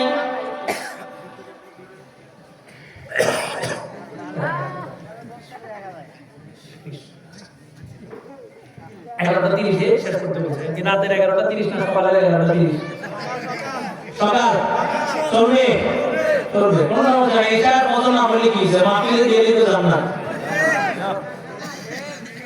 বহু বক্তা আছে বয়ান করে এশার নামাজ নাই, বক্তা এশার নামাজ না থেকে সোনা আগে যুগে বছরে একটা মাহফিল হতো, একটা অঞ্চলে একটা মাহফিল, সবাই যেত, এক মাস পর্যন্ত মসজিদ ভরপুর। আর এখন প্রত্যেক গ্রামে গ্রামে মাহফিল, আমার মতো অর্জন করে আসে। তো যেই রাত্রে মাহফিল হয়েছে ওই রাত্রে ফজর নামাজে বসে গেছে, যে বারোটা একটা বাজে শেষ হয়েছে, সবাই ঘুম। কি বলতেছিলাম? মুসা আলাইহিস সালামের কাছে আসে, ও আল্লাহ বলে তুই চার দিক দিয়ে ধোকা দিবি, তো ঠিক আছে যা ধোকা দে, তো কথা শেষ, শেষ। কারণ কিছু চাওয়ার আছে মানে আমি আল্লাহর কথা শুনি। আল্লাহ কি বলে? বলে চতুর্দিক দিয়ে ধোকা গেয়া বান্দা তোর ধোকায় ফেরে ধোকা করবে। তুই চারদিকের কথা বলছস, উপরে দিয়ে কথা বলছ নাই, উপরে খালি বান্দা চতুর্দিক থেকে শয়তানের ধোকায় ফেরে ধোকা করবে। আল্লাহ বলে আমার বান্দা আলো বালা যুনুকা আনা সামা, তোমার গুনাহ করতে করতে যদি গুনাহ আসমান পর্যন্ত ছেড়ে ফেলে, আসমানের ছাদ যদি অতিক্রম করে ফেলে, এত গুনাহ কেউ করতে পারবে না। হাজার বছর হায়াত পেলেও গুনার মধ্যে কাটা দিলে এই পরিমাণ গুনাহ কি লাভ হবে? হবে না। আল্লাহ বলে ধরে নিলাম বান্দা গুনাহ করতে করতে তোর গুনাহ আসমানের ছাদ ছেড়ে ফেলছে, কোনো আফসোস নাই, কোনো কিছু নাই, কোনো হতাশা নাই। সুন্নাহ তাফাত দাঁড়িয়ে এরপরে যদি আমার কাছে আসো, হাঁটি দিয়ে তওবা করে অনুশোচনা করে হাত দিয়ে আসমানের দিকে উঠায় দাও, গফার তুলা তোর সারা জীবনের সমস্ত গুনাহ সমুদ্রের ফেনা পরিমাণ হইল, আমি সব গুনাহগুলোকে মাফ করে দিব। আল্লাহ বলেন খালি মাফ করবো, ওয়ালা উবাই আহাদ, তোকে মাফ করার ক্ষেত্রে আমি কারো কোনো পরোয়া করি না। আল্লাহ বলে শয়তান ছেলেরা চতুর্দিক থেকে বান্দা ধোঁকা গ্যাস না করবে, উপরের দিকে কথা তো অবস্থায় বান্দা উপরের দিকে হাত উঠাবে, আমি তার সব গুনাহগুলোকে মাফ করে দিব। শয়তান বলে আচ্ছা ঠিক আছে, এবার আমি মাহফিলের রাস্তায় বসবো, মসজিদের বারান্দায় বসবো, দেখি কেমন এরা ঢুকে, তবেই সুযোগ দেব। তো গুনাহ হয়ে গেলে হতাশার কিছু নেই, গুনাহ হবে, গুনাহ হয় না কার ফেরেশতা হবে। আর মানুষকে আল্লাহ বানাইছে, মানুষের কি হবে? গুনাহ হবে। আল্লাহ রাসূল বলেন কুল্লু বানি আদম খাতা ওয়া খায়রুল খাতাইন আত-তাওয়াবুন, প্রত্যেকটা বনি আদম গুনাহগার, তবে সবচেয়ে উত্তম গুনাহগার হলো গুনাহ হওয়ার সাথে সাথে কি করে? তওবা করে। আল্লাহ রাসূল বলেন আত-তাইবু মিনা যামবি কামান লা যামবালা, গুনাহ থেকে যে তওবা করে আল্লাহ তাআলা তার গুনাহগুলোকে মাফ করে দেয়া, তাকে এইভাবে পরিষ্কার পরিচ্ছন্ন করে দেন কেমন যেন তার মা তাকে আজকে প্রসব করছে। গুনার উপরে হতাশা নেই, গুনাহ হলে আমরা কি করবো? ইবলিস এসে বলে মুসা আমার মতো তারা জাহান্নাম লেগেই আছে, সারা জীবন নামাজ পড়লে ইবলিসের ঠিকানা কই?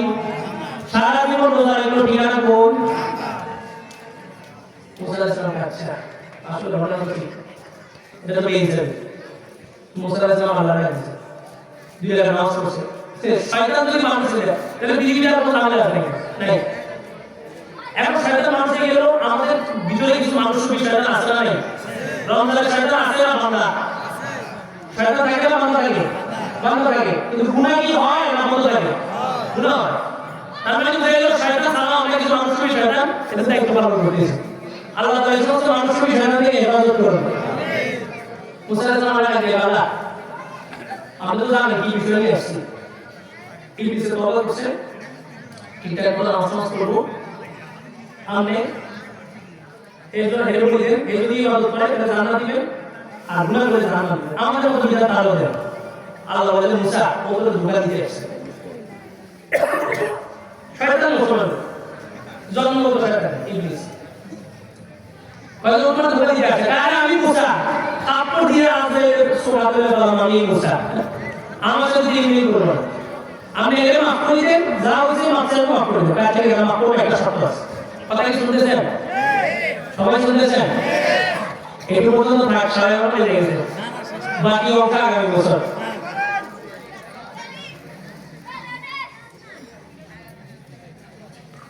তোমাদের ঠিক আছে, আমার একটা শর্ত আছে। কি শর্ত? কারণ আমার যে বিধানটা সে লঙ্ঘন করছে ওই বিধানটা শুধু বাস্তবায়ন করে আমি মাফ করে দেবো। কি বিধান? কি বিধান ছিল? আল্লাহ কি কি করতে হচ্ছে সেটা দেখো, কাল একটু সহজ করে দিলাম, কাল থেকে সহজ করে দিলাম। এই বিষয়টা দেখো, পৃথিবীর যে কোনো কবরস্থানের জায়গায় একটা সেজদা দিবা আমি মাফ করে দেব, যে কোনো কবরস্থানে কেউ দিবে না। ইবলিসের সেজদা কেউ দিবে? আল্লাহ বলে ওর শুধু একটা আমাকে সেজদা দিব আমি মাফ করে দেব। মুসা আলাইহিস সালাম আসলে খুব খুশি, এটা কোনো ব্যাপার, এটা সেজদা দিয়ে দিব। কিন্তু ও ইবলিস আইসা বলে সুবর তোমার আল্লাহ মাফ করে দিব, একটা সহজ একটা কাজ দেবে। কি কাজ? আগে আমি 2 রাকাত নামাজ পড়ি, আমাদের খুব ভালো লাগে, শুকরিয়া 2 রাকাত নামাজ পড়ি হয়ে গেছে। এটা বলে সহজ, তাই কি কাজ? একদম সহজ, যে জীবনটা বুঝতে না যায় মরা, দিনের দরকার নেই, মরা মরার আগে একটা সেজদা দিবি, আল্লাহ তাআলা মাফ করে দিবে। তুইও আমাদের মতো স্বাভাবিকভাবে দেখবি, মানুষ মতো সুন্দরভাবে চলবি। ইবলিস কি করে জানেন? ইবলিসের কথা শুনবেন? কবর সেজদা দেওয়া কি পরিমাণ খারাপ কাজ। ইবলিসের চাইতে খারাপ কেউ আছে? ইবলিসের চাইতে নিকৃষ্ট কেউ আছে? এই ইবলিসটা কয় আদম যখন জীবিত ছিল তখনই সেজদা দিয়ে আদম মরার পরে তুমি সেজদা দিবে। জীবিত আদমকে সেজদা করি নেই, মৃত আদমকে বুঝে সেজদা করো। তাহলে কাজটা এত নিকৃষ্টজনক যে স্বয়ং সবচেয়ে খনিজ, সবচেয়ে খন্নাস ইবলিস পর্যন্ত এই কাজটাকে ঘৃণা করে। কিন্তু এই কাজ করে এমন কেউ মুসলমান সমাজে আছে না নাই? আছে না নাই? কাজটা কি ভালো না খারাপ? খালি খারাপ। ইবলিস পর্যন্ত এটাকে ঘৃণা করে, এরকম নিকৃষ্ট কাজ। কিন্তু আমাদের সমাজে কিছু মানুষ আছে কবরে যাবে কি করে? কবরে সেজদা করলে ইমান থাকবে? যারা এই কাজ করে তাদের ইমান আছে, আর যারা এই কাজগুলো দেখার পরে চুপ থাকে তাদের ইমান কি আছে না যাবে? এটা জন্য সতর্ক থাকতে হবে। অনেক কথা বললাম, ইমান এবং তাওহীদ বুঝছেন তো? আপনার মৃত্যুর একবার এক মুহূর্ত শয়তান আপনাকে ধরে দিবে। কোনো কিছু করা লাগবে না, একদম সহজ। বলছে কালিমা ইখলাসের সাথে পড়ো, এই কালিমা তোমাকে জান্নাত দিবে। ইখলাস কি? ইখলাস মানে হলো কালিমা পড়ছো মানে আর কোনো অন্যায় কাজ করতে পারবে না। কালিমা পড়তে আপনি জিনা করতে পারবে না, কালিমা পড়তে আপনি চুরি করতে পারবে না। আচ্ছা, আপনাদের একজনের যদি আমি প্রশ্ন করি, আপনি কি মুসলমান? প্রমাণ কি? আমার বাপ দাদা মুসলমান, এজন্য আমি মুসলমান। আর মানি না, বাপ দাদা মুসলমান যদি মুসলমান, নূহ আলাইহিস সালাম নবী ছিল না? নূহ আলাইহিস সালাম ছেলে কেন কাফের হলো? বলে আমার কার আছে, কি আছে? ঘটনা কি? ঘটনা বুঝেন, মুসলমানই বলে। এখন কাফের মুশরিক বেঈমান এটা কাটে, এরা কি মুসলমান? একটা সাহাবীরা কে কোন সময় ইসলাম গ্রহণ করছে আছে না? কে কারা ইসলাম গ্রহণ করছে আছে না নাই? কে কোন যুগে ইসলাম গ্রহণ করছে আছে না নাই? তাহলে আপনি কবে কোন হুজুরের কাছে মুসলমান হয়েছেন? আছে কোন দেওয়া কিছু? আজকে মুসলমান হবেন না? এদিকে মুসলমান আছে, আমরা এখন ইমানকে ধরাবো। ইমানকে কি করবো? ধরাবো। আমরা মুসলমান ছিলাম, কিন্তু সমাজে অনিসলামিক কাজ, অমুসলিমদের সাথে মিশতে মিশতে নিজেদের জাত পরিচয় সব ভুলে গেছি। কোনটা মুসলিম কোনটা মন্দির এটাও ভুলে গেছি। আমাদের ইমানকে নবায়ন করার দরকার আছে কিনা? এখন ইমানকে নবায়ন করবেন আমার সাথে? করবেন? শর্ত আছে। আমার সাথে ওয়াদা করতে হবে যে আজকের পর থেকে আর কোনোদিন 5 ওয়াক্ত নামাজ কাজা করবো না। পারবো ইনশাআল্লাহ? আরে ওয়াদা করেন না, পারবো ইনশাআল্লাহ? ওয়াদা করছেন, আল্লাহ দেখছে, আল্লাহ সাহায্য করবে। এখন কোনো কারণে যদি মিস হয়, শয়তানের ধোঁকা করে যদি মিস করেন, তা আল্লাহ বলে যে আমার দরজা তো খোলা, মাফ চাইবি আবার মাফ করে দেবো। তুই গুনাহ করতে করতে ক্লান্ত হবি বান্দা, আমি আল্লাহ মাফ করতে করতে ক্লান্ত হবো না। কখনো কোনোদিন চুরি করবো না, পারবো ইনশাআল্লাহ? আমরা ওয়াদা করেন আর কোনোদিন চুরি করবো না, কোনোদিন ডাকাতি করবো না, অন্যের গীবত করবো না, অন্যের উপরে জুলুম করবো না, অন্যের গীবত চর্চায় লিপ্ত হবো না, পরনিন্দা করবো না, সমস্ত অনিসলামিক কাজ থেকে বিরত থাকবো। একমাত্র ইসলামকেই মনোনীত ধর্ম হিসাবে নিজে, পরিবার, সমাজ, রাষ্ট্রে প্রতিষ্ঠিত করার জন্য চেষ্টা চালাবো। পারবো ইনশাআল্লাহ? ওয়াদা করছেন তো? এবার আমার সাথে বলেন, আশহাদু আল্লা ইলাহা ইল্লাল্লাহু ওয়া আশহাদু আন্না মুহাম্মাদান আবদুহু ওয়া রাসূলুহু।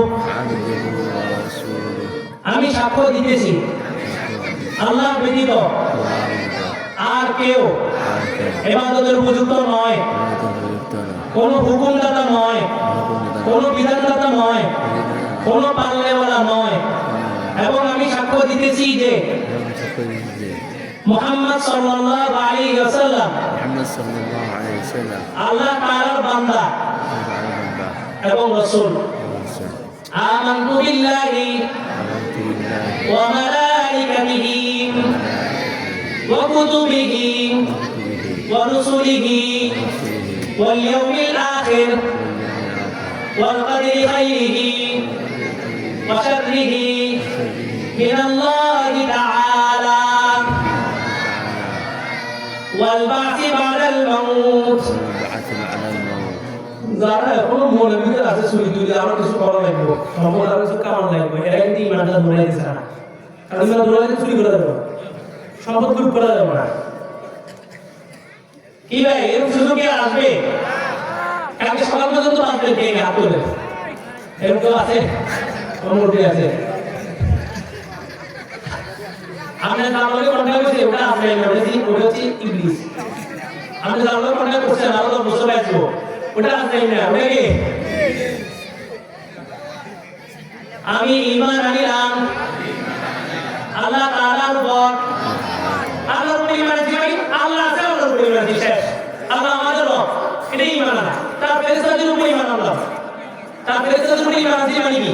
ফেরেশতা আছে এটা বিশ্বাস করছি। তার কিতাবের উপর ঈমান আনলাম, রাসূলের উপর ঈমান আনলাম। ভালো মন্দ কার পক্ষ থেকে হয়? আল্লাহর পক্ষ থেকে। এবং পুনরায় আমাদের কাছে কি করা হবে? জীবিত করা হবে। এই কথাগুলো আমরা মানছি তো? এবার সুসংবাদ শুনেন, আল্লাহ রাসূল বলেন যে ব্যক্তি ঈমান আনলো, ঈমান আনার সাথে সাথে আল্লাহ তাআলা তার বিগত জীবনে 70 বছরের গুনাহ যদি থাকে আল্লাহ সব গুনাহগুলোকে মাফ করে দিয়েছেন। তাহলে আমরা এখন নিষ্পাপ। শরীরে দেখেন কি হালকা হালকা লাগেনি? হ্যাঁ, হালকা হালকা লাগে। গুনাহ মাফ হয়ে গেলে শরীর হালকা। এখন দেখবেন নামাজ পড়তে ভালো লাগবে, গুনাহের কাছে ঘৃণা লাগবে। যদি নামাজ পড়তে ভালো লাগে মনে করবেন যে গুনাহ মাফ, এখন আর কোনো গুনাহ নাই। আর বেশি বেশি ইস্তেগফার পাঠ করবেন, পারবেন তো ইনশাআল্লাহ।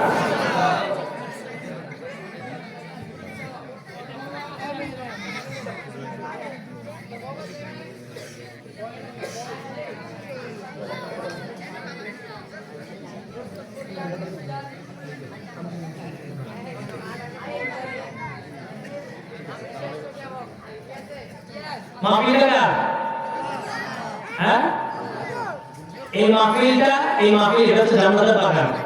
এই উসিলা আল্লাহ তাআলা মাহফিল দিবেন। মাহফিল এটা মহল্লা তাদের, মাহফিল তাদের। প্রত্যেকটা মানুষ এই মসজিদ, মাদ্রাসা, মাহফিল এগুলোর সাথে সম্পৃক্ত থাকে, আল্লাহ এই উসিলা মাহফিল দিতে পারে।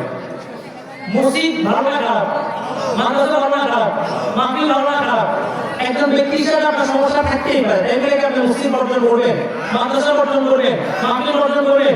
এই মাহফিল প্রত্যেক বছর হোক, এটাকে চান না তুলে দেখেন।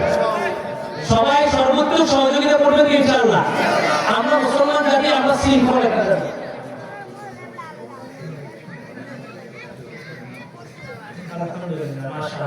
আল্লাহ তাআলা এই মাহফিলের অর্থ দিয়েছেন, প্রত্যেকের অর্থের মধ্যে বারাকা দান করুন। আমরা শৃঙ্খল জাতি, আমরা কি শৃঙ্খল জাতি। মুখে নামাজ দাঁড়ায় না, নামাজ ওই কুপি মানুষ হয়ে যায়। আমেরিকাতে রাইট দেখেছে, রাইট। একজন মুসলমান একজন খ্রিস্টান ইঞ্জিনিয়ারকে বলতেছে, আচ্ছা বলো তো বিজ্ঞানীকে, বলো তো এখানে এই যে কাটা বুনি হইতেছে কত সময় লাগতে পারে?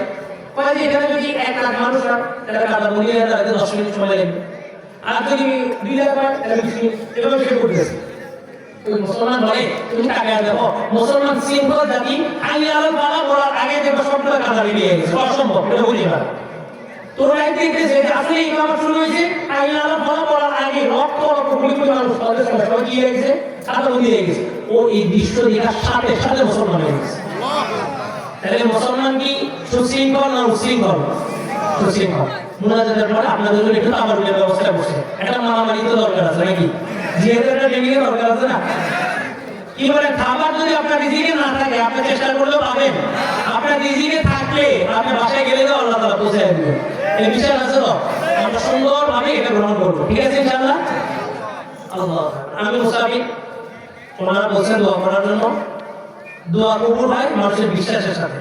আপনি যদি বিশ্বাস করেন 100% দোয়া কবুল, তো নিশ্চিত দোয়া কবুল হয়ে যাবে। এই জন্য এই বিশ্বাস নিয়ে সবাই দোয়া করবো। আমরা সবাই একবার দরুদ শরীফ পড়ি, আল্লাহুম্মা সাল্লি আলা মুহাম্মাদ।